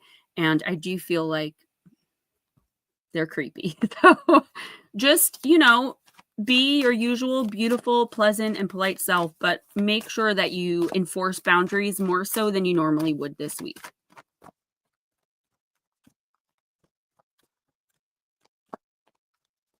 Stuff like that always makes me nervous because I've been in situations where like I've had to get so many restraining orders in my life, and just I've had so many stalkers before YouTube. I'm talking like just life in general in my 20s specifically, because I used to go out and drink like every night by myself and I'd walk home. So obviously I was like a target. But I just don't like that feeling. This person is like feeling like at liberty to speak to you a certain way or contact you privately when that's, you know, a big boundary. So all right, Wayne, you got the Vanishing Mirror. The Vanishing Mirror. The Vanishing Mirror. Ego Sublimation. Card number 58 of the Shaman's Dream. I love this deck so much. Made me nervous. I saw like this creepy person. Ego sublimation, letting go of self-centeredness, becoming a vessel of possibility. Do you ever wonder if your self-definition has become too rigid, too fixed around what you've come to learn, so that you contract your life into zones of safe versus unsafe? This here is okay, but over here, this here is okay, but over there, well, that might be too risky. Judgment, fear, and overconfidence are only some of the traits that keep you from evolving. We're all products of our conditioning, so remember that this is part of your human experience. Yet you're not meant to remain static, seeking only what you expect. Even if it appears ambitious, it's far too narrow. You go nowhere when you hesitate to move out of your comfort zone. When you focus too much on yourself this way, you become a servant of the ego. It, quote unquote, edges God out, which I always say, removing the magic of possibility. Imagine looking into a mirror and seeing only what you are now. If you can let your self-definition soften, moving beyond the veil to your potential, a magical emptiness exists where all things are possible. Look again. Who could you be? What would you see reflected if you allowed yourself to be other than how you define yourself right now? Wayne, nothing less is required of you. In this moment, let go of who you think you are and allow a new you to emerge. You will recognize yourself as what you are, a partner in your own co-creation in service to the divine. Feels good, doesn't it? So, okay, I feel like there's an area of your life that you're very happy with, but you feel like you could go further if only opportunities would present themselves, right? But the universe is saying, because you're comfortable where you are and you know that you're in a fairly good place, like you're happy with where you are, not by anyone's standards, but your own. So like to some people, you may not be as high as they are. And to others, you're like super amazing, right? So you're judging by your own standards, which is always good. We should always be doing that. This one thing, it could be possibly YouTube and all that stuff you guys are doing, because that's kind of how I'm seeing it, but take it as it resonates.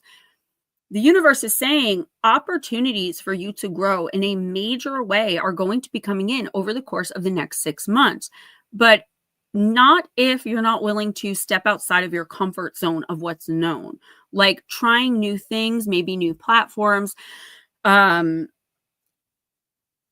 I just feel like you have a lot of ideas that are really, really good ideas, but you talk yourself out of them because you just want to think of the logistics. How will this work realistically? Which, of course, you want to think that way, but that can't be all there is. Add a little sprinkle of magic to your thinking, particularly when it comes to something you're passionate about and something you really love doing. What you guys do, you guys had an encounter, an experience that scared you, and you decided to search for more answers, right? And I think that's pretty spectacular. The community you've built up around you. I just have so much respect for you guys. You know, you're my favorite people to be on a live with, being interviewed, but I feel like you're stunted in your comfortability. So when out of the box ideas come to you, they may not all work out 100%, but if you're not investing really money and you're just investing maybe a little bit of extra time that you could feel is wasted if it doesn't work out, but it's not like a huge deal, bit by bit by bit, you're going to find your groove in this new kind of higher way of doing whatever this is. But that will never happen if you don't open up to the idea of a little bit of magical thinking. It's not all logistics and rationality, right? It's about thinking outside of the box, how to make yourself stand out, make what you're doing stand out. And I feel like, again, you have so many great ideas, Wayne and Michelle, but it's like this worry of like, well, what are people going to think of that if we do that? If you think it's a good idea, roll with it, give it a shot.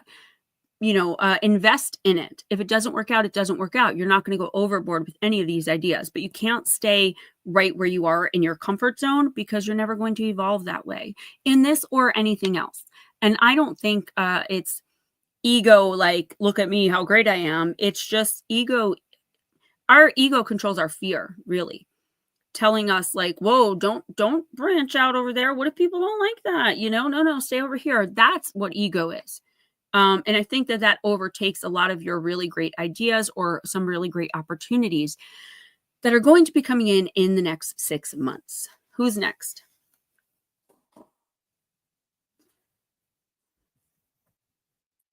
Jules. All right, Julie girl. All right, my nose is feeling red. All right. Jules, let's do myths and mermaids. Good. I hope it does. You're very welcome. Thank you guys.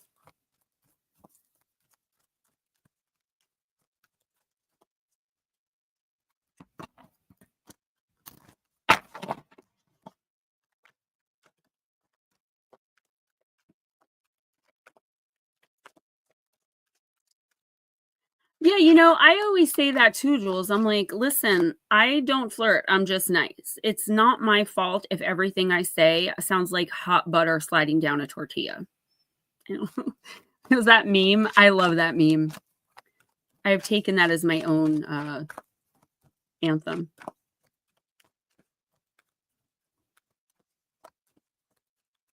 All right, come on.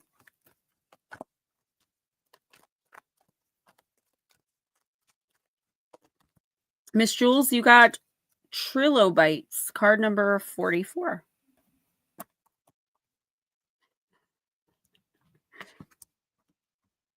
Mm.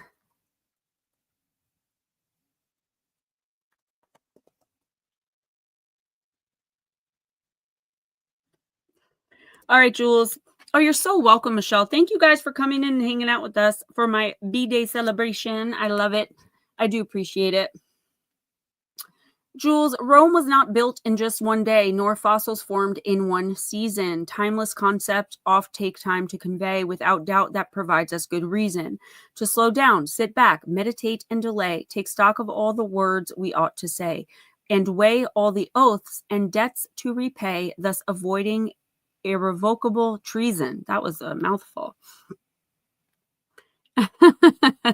And a timeless maiden stares serenely into space as she embraces her trilobite friends.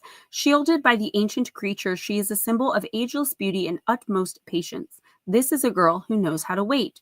Divination meaning, expand your timeline. Trilobites are ancient creatures who once roamed our oceans for millions of years. Over time, they have become but fossil memories. Just as it took millennia for them to change, so too your situation will take much longer to mature than you originally thought. Take heart, however, this time will do you good. Take this opportunity to meditate on your past and future actions, consider your words, and perhaps even rehearse your lines over and over again until you have everything just right. But more importantly, Jules, don't rush. Take your time and let each situation ripen in its own way. You may not know precisely what you're waiting for, but worry not, that time will not be wasted. Mentally expand your timeline and make good use of your wait. All right, Latro. Yeah, have a great night, Michelle. Good night. Sweetest dreams to you. Rest well. All right. Miss Julie Girl, this is actually a really good reading.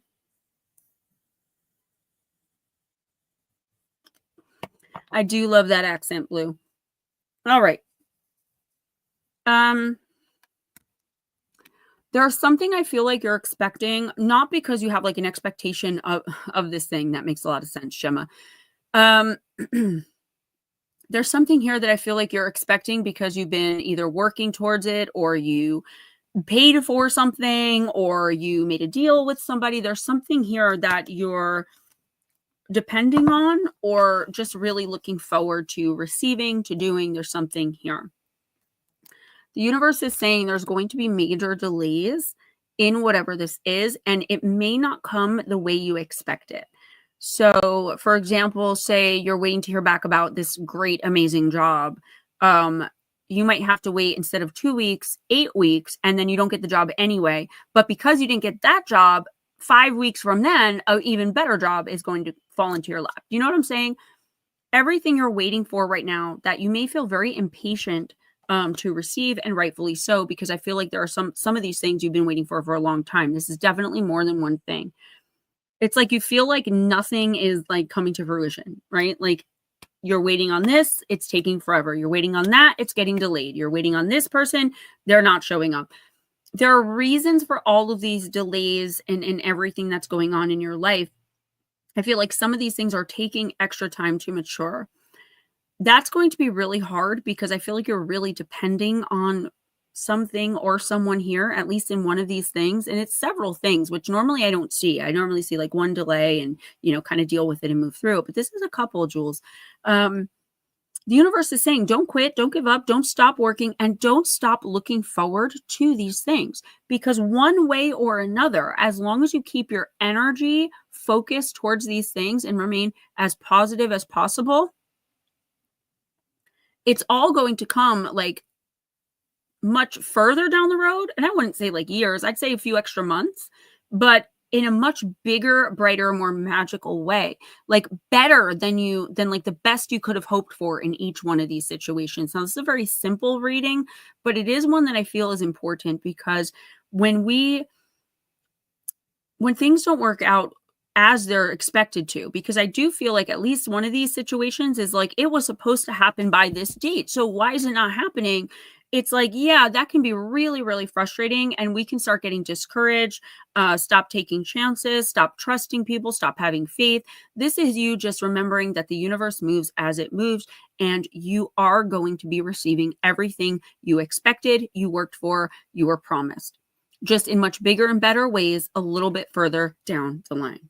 Jules, like I said, is very simplistic, but it is very meaningful. Who's next? Sorry.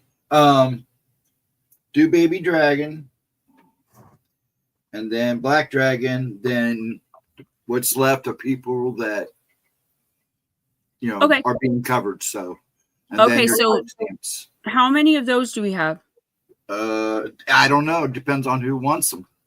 All right, guys, if you didn't yet get a reading and you want one, they are covered for the night. So let us know now, because if I can get out of here and get to bed early, I will be happy to do that. Plus, I still got to do yoga. So I'm not in any rush, but if your name hasn't been called, if we didn't just say your name, and if you want a reading, they're all covered. So don't worry about that. Just let us know if you want one so that we can list you.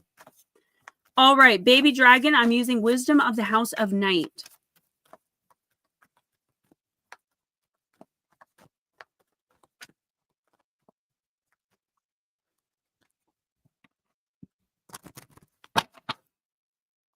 What's DBA?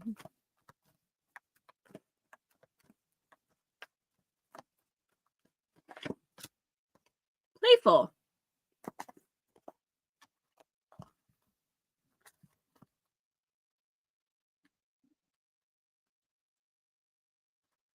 All right. Oh, I should have known. I should have known. I don't think it's creepy. I hope nothing creepy is going on. But I do want you to take that as like real, true reassurance.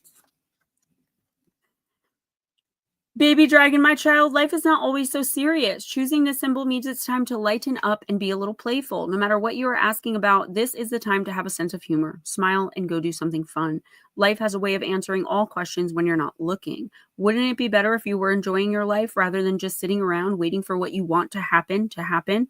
Don't take yourself so seriously. It's time to lighten up and be playful. Know that when this symbol appears in your life, the fun is about to start. All right. So I don't necessarily like this card because one of the only messages that comes from it is like, get out and have some fun, right? But it's not so simple in your case. I feel like what this card is saying to you, baby dragon, is that it's okay to say, you know what? I'm going to put this aside for right now, and I'm going to go and do something that makes me happier, that I enjoy. It could be something very simple, like having a cup of your favorite tea or soaking in a bubble bath. You're not giving yourself, or at least not enough, any of these little moments for you. You're still allowing everything and everyone around you to suck and drain you dry, right? And I don't mean that as a judgment or an indictment. I do it too a lot of the time. I have to really focus on like, whoa, this is taking too much from me. The universe is saying the minute you step away, and this doesn't mean abandon your problems and run off, but it does mean just for a little bit, put the problems and the pain, the heartache, the suffering, the struggle, put it to the side and go do something you enjoy so that you can remember what life is all about. Life is about the moments between moments too sometimes.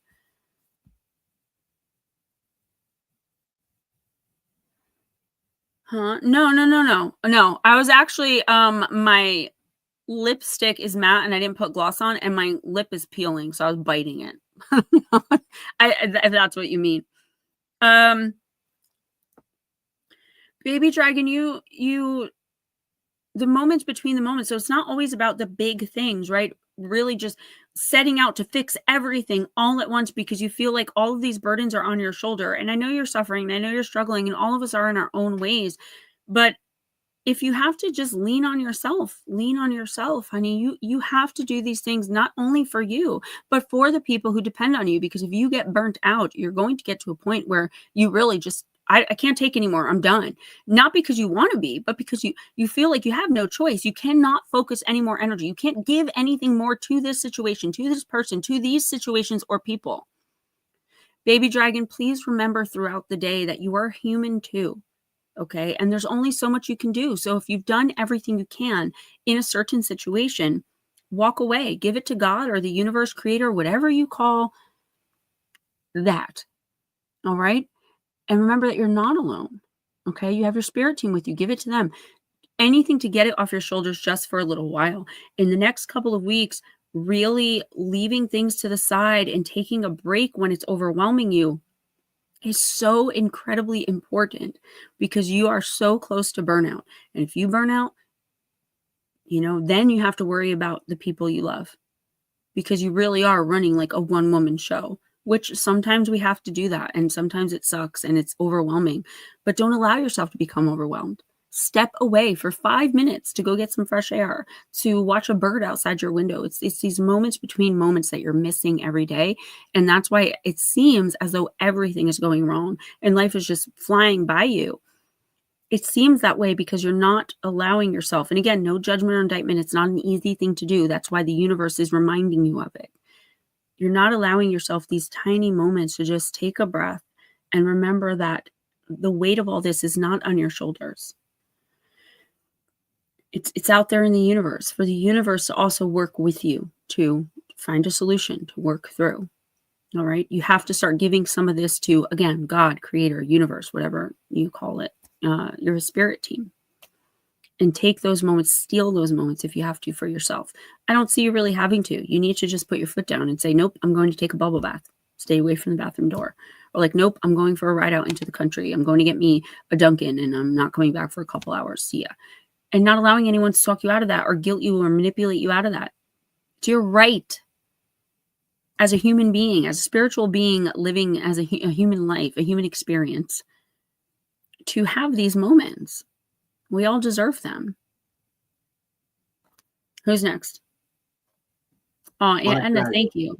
Aunt Edna said, baby dragon, I would be a lot healthier today had I listened to the advice Gemma is giving you right now. I would be a lot, not only healthier, but happier today. Not that I'm unhappy, but like, how much more would I be if I had known all this? If I had listened to my guides, my team. It's really important we take this time for ourselves, regardless of who likes it and who doesn't. Yeah, I understand that you feel that way, and I know that it feels that way, but I feel like this is the universe, and I know you might get mad at this because I know I hate when people say this to me too, but it's not me. This is the universe telling you, make it. And if all you have is 5 minutes, take it. Don't work through that 5 minutes, struggle, worry, rush through that 5 minutes. If that's all you have, 3 minutes, take it. Take a deep breath at least. You are burning yourself out. And if you get to burnout, then, you're going to be forced to take a time out. And you don't want that, because then everything will start piling up even more than it already is. If you don't take time for your wellness, you will be forced to take time for your illness. And I'm not lecturing you. I'm almost in the same boat in some areas. So I get it. I really do. But if you only have 5 minutes, then take that 5 minutes. Black Dragon.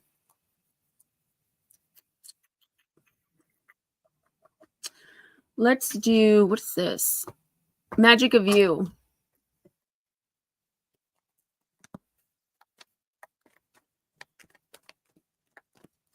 Oh, Jules, I know. Imagine being psychic for everyone but yourself. That really sucks. That sucks. I guess if we were able to be psychic about ourselves, though, we would live perfect lives. Oh, Melissa Nicole. All right. Do you need a reading? Because you were not on the list. But you're covered, so... No, she's on the list, but I called her a couple times. She didn't answer, so I think she was working. All right. When I asked who's next, you didn't say her. So it doesn't matter. You're covered regardless, so you'll be next, because we're going to do Black Dragon, then Melissa. Okay. No biggie, no biggie, no biggie.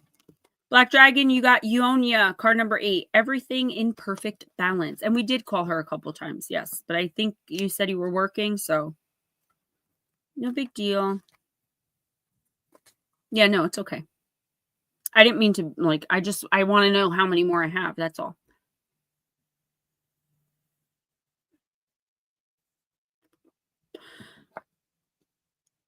Yeah, and that's true. If I was able to, anybody can do it. Trust me, because I am a weird individual. The girl of Ionia is Black Dragon. The girl of Ionia is the embodiment of beautiful thinking. Her crown of thorns and leaves indicates that she understands through her journeys of pleasure and pain that she is ultimately free. Everything is in perfect balance as her soul takes flight. The moon halo around her head signifies a healthy mind, emotionally balanced, rational in all its highs and lows. The death card of the traditional tarot deck is Ionia's sister card. When Ionia appears, it is a sign of current or impending endings and ensuing inevitable rebirth. Mortal contemplation is a spiritual practice that has the potential to heal, instruct, and connect us to the source of our being. Thank you, Chad. The practice of contemplating our own death is healthy and essential in order to die meaningfully and mindfully. There is only one thing equally magnificent to our death, and that is our birth. Both are grand. Welcome, by the way. Thank you for coming in. Gateways to the source of all creation. Everything in life, good and bad, has a beginning, middle, and end. Graciously allow all things to pass and merge into the universal cauldron of creation for your rebirth. So, Black Dragon, definitely a major, major change coming in. I feel like it's more spiritual than it's actually like something physically changing in your life, but it could be that as well, just to a lesser degree, which is why I'm seeing the spiritual a lot more. So, I feel like there's some idea, some concept, some thing you've been putting your energy towards, or your at least the energy of your thoughts towards for a really long time. This is finally accepting that maybe whatever this is not going to work out in the way you expected, at the time you expected it to, or by the time you expected it to. And right now may be something you just need to let go of and allow the universe to come in and make the necessary changes so you can move on to something bigger and better. I don't know what this is. One card, it's very hard to get specific, but I do feel like there's a major, major shift in your energetic vibration in the coming weeks, but to a higher extent, right? You're not downshifting your energetic level. You're raising it up. You could be feeling a little bit more down, a little bit more physically unwell, a little bit more restless while this is happening, just as the universe kind of triangulates your energy and spirit. But I feel like once the necessary time, between 2 to 4 weeks, the universe needs to make this happen to kind of recalibrate. That was the word I was looking for. Your energy. You're going to be just fine with kind of moving on from whatever this was and putting your energy and focus into something totally new and different, an idea, a concept, a relationship, a situation, whatever that's going to come into your mind. Opportunities for you to raise and elevate physically, mentally, spiritually, emotionally, psychically are coming in. You are blocked right now, which the recalibration, that's why. And I just feel like this is the universe saying it's okay to let go. It's okay to say, you know what, this isn't for me anymore, or I'm not really into this anymore. You don't have to hold on to something for dear life just because you spent a long time. What is that saying? Don't hold on to a mistake just because you took a long time making it. That's kind of what this is. It's time to let this go, whether it's a relationship, an idea, concept, whatever it is, and just walk away, knowing that you did everything you could, you tried everything you could, you were as present as you could have possibly been, effort, energy, etc. And you're moving into a new space in your life. It's almost like having a birthday, having a new year. It's very exciting. And there's a lot that you're walking into that's like really higher vibrational and really good for you. But in the next few weeks, you may feel a little bit lower vibrational, a little bit maybe physically ill, just while you kind of get retuned into the energy around you, new people coming into your life, new opportunities, new experiences. And I just feel like you're going to be so fine. Yeah, your readings are always more spiritual. That's why sometimes I stutter over them a little bit, because I'm so used to like specifically this is what's going on, when, where, but like with you, it is a little different. But I'm glad you understand that. Menial Scientist, what is up? So good to see you. And thank you. Tomorrow is my birthday, and I'm so glad you guys are in here to celebrate with me tonight. So cool. Who's next is Melissa, and then timestamp. And again, sorry about blowing my nose, guys, but I am getting over a really, really bad cold. As you guys know, I tried to keep you updated through the YouTube shorts and the TikToks, Snapchats, IGs all week. Right back at you, Julie girl. All right.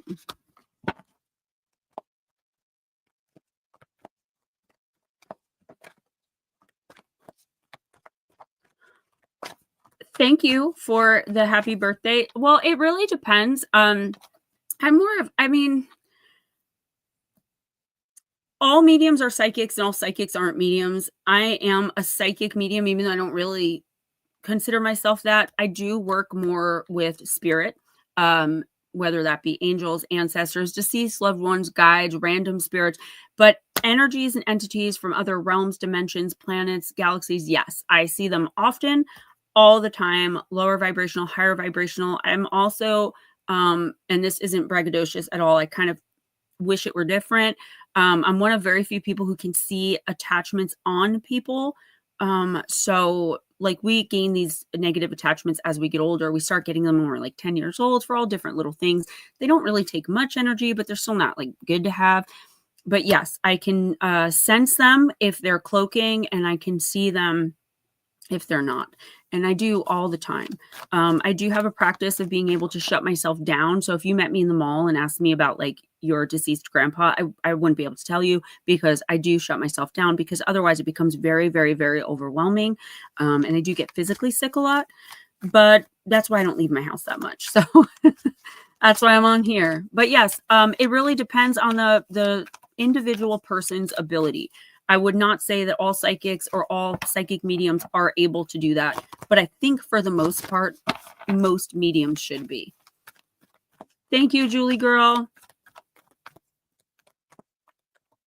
Yeah, good. Black. I'm so happy to hear that. Okay, Melissa Nicole, you got the Elder. Move beyond ancestral patterns. And already this is very obvious, right?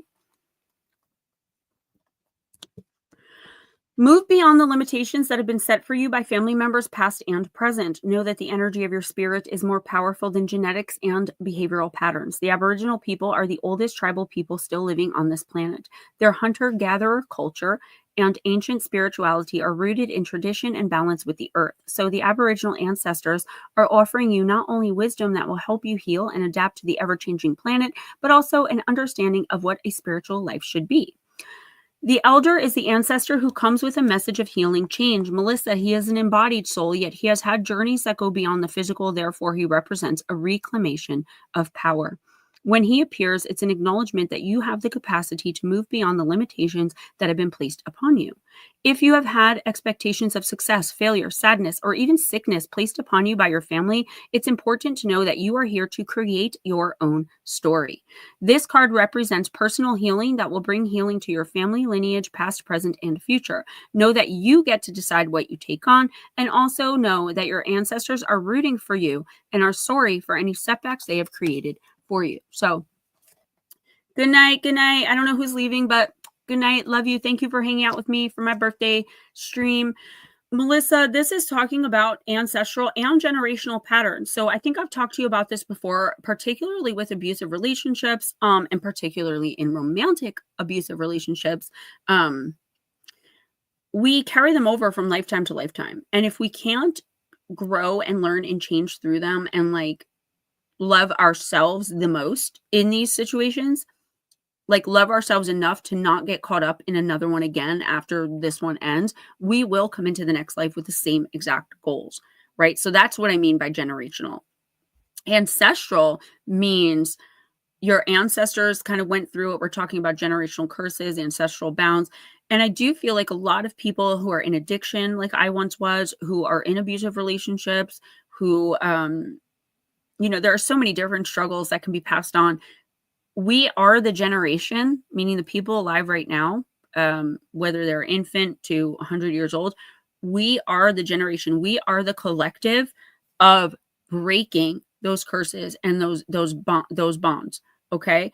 It's not easy. And sometimes it takes a lifetime. I didn't love myself until I was 38 years old, like 4 years ago, right? I didn't start understanding who I was and what I bring to the table and that I'm allowed to enforce boundaries. And I know you go through this as well. This is the universe reminding you, like, you have the right to create your own story. You have the right not to be abused, manipulated, punished for thought, like all the things you're going through. Just as a spiritual being having a human experience, you have that right. But particularly because of things you've gone through in past incarnations, things that you're taking on right now in your spirit and in your energy that are not even yours. And the best way to cleanse yourself of these things is to grow and learn and change in yourself. Yeah, good. I hope you are, because eventually you're going to get to that point where you can say, this is no longer for me, and really, really mean it and be brave enough to stand in it. And I'm not saying you're not brave, but brave enough to stand on that and say, no, like, no, you'll get there. This is the generation, the collective consciousness of breaking these things down. And you're almost there. I know you feel very far from being there right now. And I'm sure at moments you feel even further, an eternity away, but you're not. This is the universe reminding you that this is literally your path right now in this lifetime. This is literally the main thing on your chart. It's really the only thing you have to spiritually grow and learn from. There are many other things, but this is the thing that if you don't get this right, you will redo it. But I don't see that. I just see it taking some time. And this is your reminder that you're fine where you are right now, as long as spiritually, mentally, right, psychically, you are changing and growing. Even if physically you feel stagnant in the same place, okay? Just know that, okay? And hand some things over to your team every once in a while. You don't have to take everything on yourself. Give it to them. Give it to God if that's what you believe in, or give it to your team if you don't, or give it to both of them if you do. I mean, you do have help. I hope I'm done with the redos. Girl, I'm so tired of reruns. I know exactly what you mean. All right, timestamps, please, because I am a hungry bear and I want to relax. Well, you got Lotus, Casey, and Iris. That's all. Who want you to do first? Let's start with Eris. Iris, I meant. Yeah. I usually do timestamps for people who are here often. I don't mind Eris doing one for you at all. It's just you came in, we're like, give me a timestamp and left. And I'm like, okay. But it's all right. I'm using Cowgirls and Aliens for you. Yeah, and sometimes it's just information overload, and it's just like, I don't need to know all of this, right? You are so welcome. Yes, I've been doing this for about 4.5 years. I've been doing the Oracle, I think, for like 4 years. Yeah, I don't even know. I think because I just had my 4-year YouTube anniversary in September. So, which is weird because I thought that I started YouTube in April of 2020, but I guess not. All right, Eris, the Drifter, card number 12. I trust myself and will find answers within.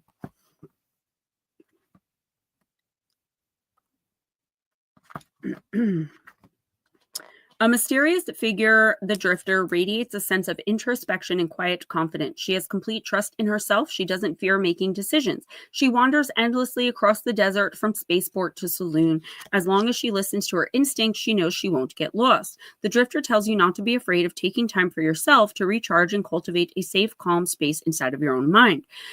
It's easy to get carried away with the momentum of being busy, so we forget to stop, breathe, and remember who we are. If you find yourself looking to others for answers when you have a decision to make, take some time to explore what your intuition is telling you. Journey into the desert sky in your mind and see what you can find there. Being alone with your thoughts isn't easy for everyone, but with regular practice, meditation can have some very powerful benefits. We all need a little safe place we can go to, so why not have it in our own mind? Next time you have to make a decision, try spending time alone to consider it before asking others for advice. You might find you already have the answer you need. So, Eris, we talked about this actually. You were like, my instinct and intuition is telling me that both decisions are right or both are wrong. And I'm like, then it's not your instinct, because your intuition is your spirit team giving you guidance, right? When they can't jump in and take care of a situation for you because they have to be called in, they have to be asked, okay, you're being deceived, right? You're being deceived energetically. You're letting your heart convince you of things that aren't true for love, maybe, or for acceptance in other areas. And you're letting your mind overthink. Eris, it is time to make this decision. The universe is telling you to take some time away from people because there are people who, whether you realize it or not, are really influencing you. There's a decision here that absolutely has to be made. Okay. And you've put it off and you put it off and you've kind of procrastinated, not because you don't want to make it, but because you don't know. It's like choosing the lesser of two evils. Like you said, the lesser of two evils is still evil for sure. But there is a brighter answer here. There is a satisfying, suitable answer here for you, but you're not seeing it because you're being invisibly influenced by the people around you. Every time someone gives you what they think about it, they're influencing you. Every time someone tells you, oh, I've been through that and this is what happened to me, they're influencing you. Every time someone flat out comes and says you should do this, they're influencing you. Even if it's going in one ear and out the other, subconsciously you are retaining that information, which is why you're stuck in procrastinators meaning postponed indefinitely in your head. Eris, take a week off. Try to disconnect from electronics if possible for an entire week. If not, as best you can from like social media. Don't ask for anyone else's advice or opinions regarding this situation. This is a situation you need to make completely and 100% on your own by the end of the next month. Otherwise, not making a decision is making one, because you're telling the universe that you aren't going to make the decision, which means you didn't learn the proper lessons you were supposed to learn for your soul's growth and journey here, carrying out your charted destiny. And then the universe will make a decision for you, but it's not going to be the most beneficial one for your humanity. It's going to be the most beneficial one for your spirit, your soul, to learn and grow as it's supposed to. And you're going to feel, once again, trapped, stuck, like everything's falling apart, until finally you get to the point where you once again need to make basically the same decision and get stuck again. It's going to be a never-ending cycle of procrastination and, I don't want to say bad things happening, but, things that aren't the best for you, because your refusal to make the decision or inability to make the decision is letting the universe know that you still have some learning to do. And unfortunately, we learn the most when we're at our worst and put through the, biggest trials and tribulations. KC, I am using Mythical Goddess. Before you start that, would you look at private chat real quick?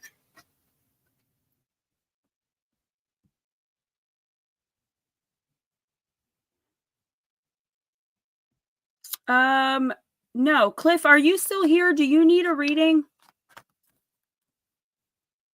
Please let me know right now, because otherwise I'm going to end. Ghost, I'll answer you. Okay. Okay, I got you. Let me do KC real quick, and then actually let me do you first. Sorry about that, sweetie. Let's do Wisdom of the House of Night. I like this one for you.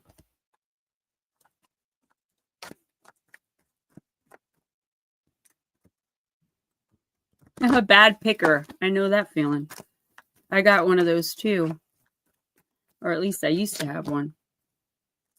All right, Cliff, you got Listening, card number 23, Cremisha. Okay, Menial Scientist. Somebody did do this for the night for the people who came in.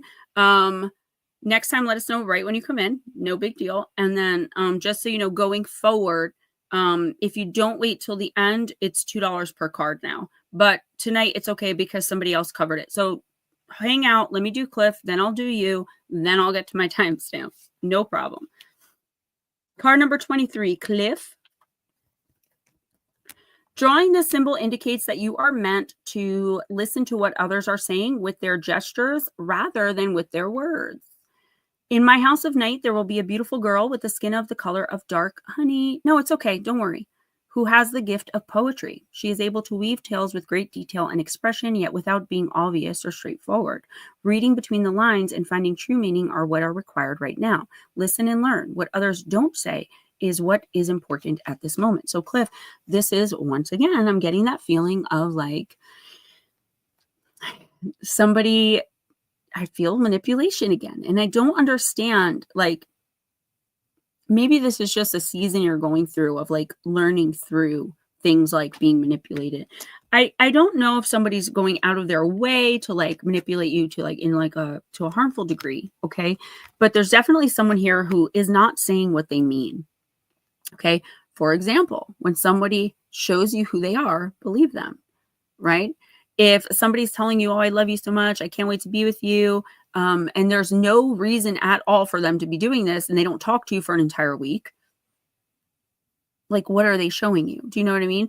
If an employer is telling you, yeah, we're going to have that meeting about your promotion next week, and then 5 weeks pass and they never bring it up again and ignore everything that you're, every time you try to bring it up, what is that saying? There is at least one person here, and I'm feeling this very strongly, that I feel like they have something they want to tell you, but they don't want to say it to you because they don't want your reaction to like, they don't, it's not going to be a positive reaction or response from you when they tell you this. It's something they've been keeping from you, and they weren't keeping it from you to protect you. They were keeping it from you to protect themselves. They did something wrong to you. They did you dirty in some way. They lied to you about something. And even if they lied to you about something small, it's like you trusted this person. So like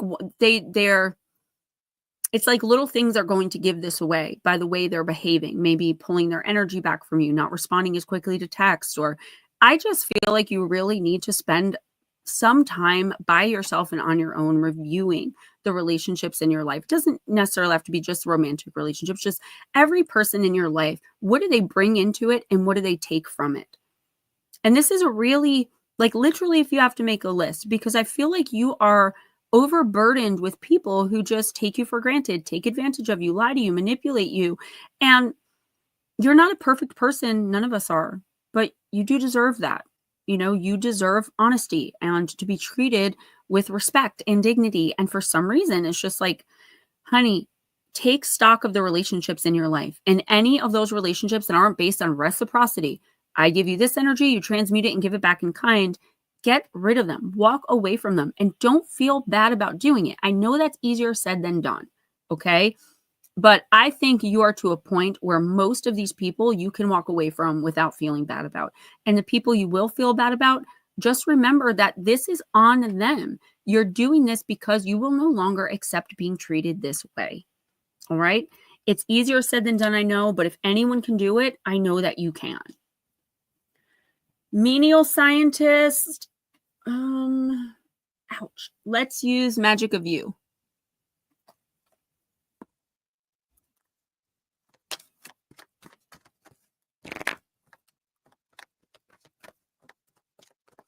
Black Dragon, I felt that way in addiction a lot of the time. An empathic who can't comprehend emotions. I felt that way for so many years of my life. You're welcome. Thank you. All right, Menial. You got card number 18, Mosaic. Let the chance play its creative role in your life. As you can tell, I'm losing my voice again too, guys. That's why I'm trying to get out of here. Trust that everything is as it should be. When Mosaic presents, it means you have been trying to micromanage your life, and your fixed view is limiting all the gifts and potential the universe is waiting to make available to you. It's time to say, I don't know, and to break free of the rules and conditions you have placed on yourself and on other people, places, and things. Trust that there is no specific, quote-unquote, right way that things have to be, or progression of events that must occur. Consider the girl of Mosaic. Her mask has broken free and is shattering as she allows old patterns and old fears to break away. Hues of purple indicate pure wisdom and peace, glowing through every fiber of her being. She loosens her micromanaging grip and weaves her hands through ribbons of energy that begin to wrap around her. The pieces of her mask cling to the fabric and form a new, beautiful mosaic pattern. Like her, you are free to let go of self-limiting fear. Let your life surprise and amaze you, and appreciate the beautiful potential of a sequence of events you never could have determined or orchestrated. Now, I've said this multiple times tonight, but you may not have been here.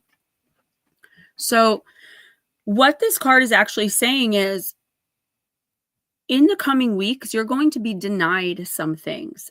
Things you were expecting, things you worked hard towards, things you were really hoping for. It's like, denied, delayed, no, right? Like, and it's going to feel like everything's just kind of falling to poop, because it's like, it's going to feel like nothing is working out in your favor. I want you to be really careful about your emotions in the next couple weeks and try your very best to surround yourself with positive people who are going to lift you up. Because the fact of the matter is, these things that are not working out, that are not turning out how you planned, these things that are being delayed, this is all happening for a reason, because bigger and better things are coming in a completely different way. Now, I've said this to someone else earlier. I think 2 people got a similar reading, at least in this area of it. Because there are things happening behind the scenes that the universe is doing for you, that it's like you wouldn't have been able to do on your own. So if you were expecting, say, a raise, you're going to get a huge promotion instead, but it's going to take 6 more months instead of 2 weeks. If you were expecting to get married and the other person backs out, that's because your actual soulmate who you were meant to be with is going to fill that void, and you're going to end up falling in love. Like, everything that you're being told no, being denied, or things that are being delayed, they're all being that way. And those things are happening so that something and someone bigger and better and more suited and fit for you, your life, and your soul's growth, learning, truth, and purpose. That's why, okay? I know that's going to be hard because these things are very disappointing. I can see you being very disappointed, but just keep in the back of your head, like, the universe has something better in store, or God, if that's what you believe in. If not, the universe is always doing things for me, never to me. Life with Bobby, thank you for showing up. I am losing my voice. I'm still not 100%, so I am ending. I'm so sorry. I had to draw a line somewhere, and I've already drawn it 3 times. So I really just need to move on from tonight. Tomorrow is my birthday, and I want to make sure I'm not too sick to go out and have fun with my friends. But you can always come in next week. Thank you for stopping in, by the way, and for being here. So I have 2 timestamps left. This one is Casey. I'm just really, my throat is starting to burn. I'm sorry. I would do it for you if I could. I just to get some rest. Thank you guys for the happy birthday wishes. You guys have been so amazing. All of the love all week. I really appreciate you all so much. Miss KC, the 8 of C's, the card of depletion.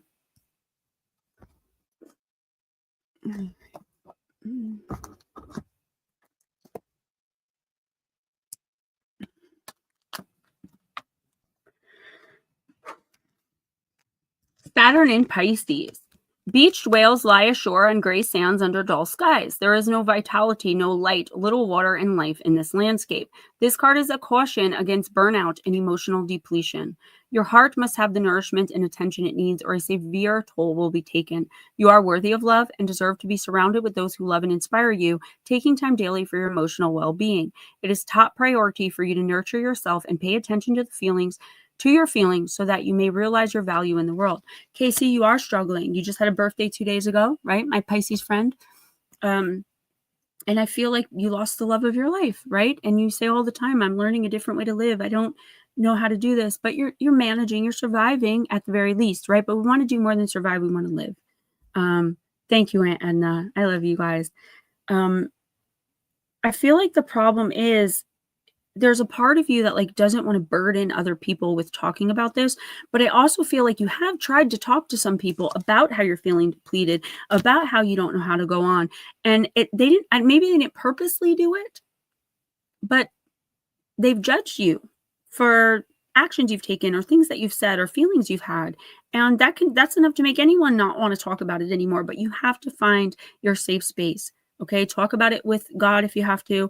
Talk about it with your husband who passed and know that he's there. Do an automatic writing if you want to.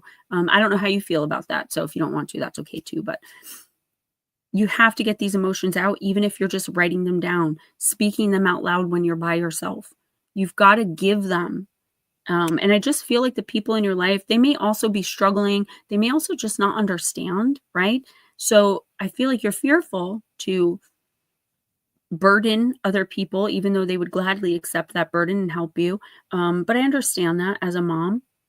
But I also feel like you just don't really feel safe. Yes, they are beached whales. You don't really feel safe in expressing yourself right now. And that's okay.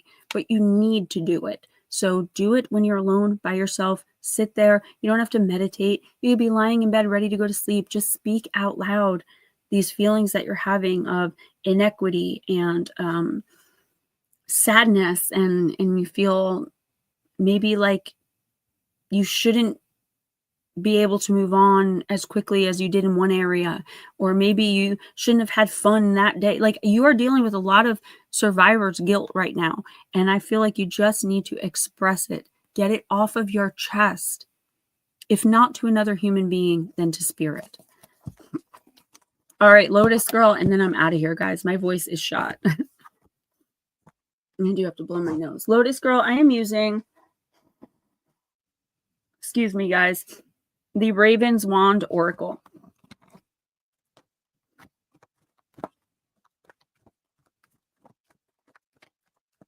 And I did open this deck specifically for you, so let's see what's up.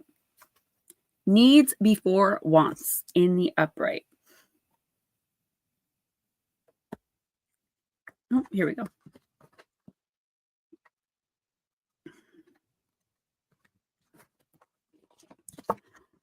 Tennille, within her coven, Annie Barden is famed for her animal communication skills. Her success is rooted in knowing that every animal has a different need. As humans, we have to be mindful that there is a subtle yet profound difference between wants and needs. Wants are more indulgent than needs, which form our daily shelter, food, and safety. If your needs are met, firstly, be grateful, then consider your motives for wanting something more. Are you clear that it is for you and not to garner praise from another? If not, you might be living by someone else's ideals. I don't feel like this is really about wants and needs. I feel like it's about like what has to happen first. And I feel like you're very excited to make certain changes, and you finally like have accepted the way like things have to be this way. And now that you've accepted that this major change needs to happen, you're excited to get moving towards this major change. I will, Anna, thank you. But the universe is saying, okay, slow down. Don't rush into anything. Take one step at a time, even though it's going to be hell to like be patient in this. I feel like you're excited again about certain things. And there's not as much fear in moving forward, making decisions, making choices as there once was. This is the universe telling you, slow down. Don't overwhelm yourself. Don't take on more than you know you can handle, right? And start putting a plan in motion to get things to where you know they need to be. All right. You've now realized the changes that need to be made, and the changes that need to be made, really major ones that you have to, I'm sorry, I'm getting like a little distracted. Really major ones that you know that you have to in order to like not have the same situation happen again. And these are things that you never in a million years thought you would have to do, or, you know, an energy that you never thought you'd have to take on, but things are changing rapidly. But it's like now that you're like ready, you're like gung-ho about it, it's like not quick enough. And this is the universe telling you, just slow down. You know, you've got this, you're on the right path and track now. Take a deep breath and you got this. Chris, I'm really sorry. I asked for the list multiple times and your name wasn't on it. And then I asked if nobody got called a couple times and you probably didn't hear. I'm sorry. I'm just really losing my voice. So I just can't do anymore. But thank you for coming in and hanging out with me. And if you come in next week, you can be first up. No big deal. I'm sorry about that, but you weren't on the list for some reason, and my throat is just burning, guys. He was on the list when we called to have people say they wanted one to be, you know, wanted the free one. Nobody answered. As us, I was going to say, it's weird that you came out now, but a lot of people are on lags. But as you can see, like I've lost all my energy. I'm done. But thank you so much for coming in, and thank you for being understanding, because I hate having to turn people away. But you're not the only one I had to do that with tonight. I just can't do anymore. But thank you so much, guys. And I will see you. I'll release a members only into the public, so it's not members only anymore Monday, because I wasn't able to write anything this week. But I love you guys. Thank you. And I'll see you next week.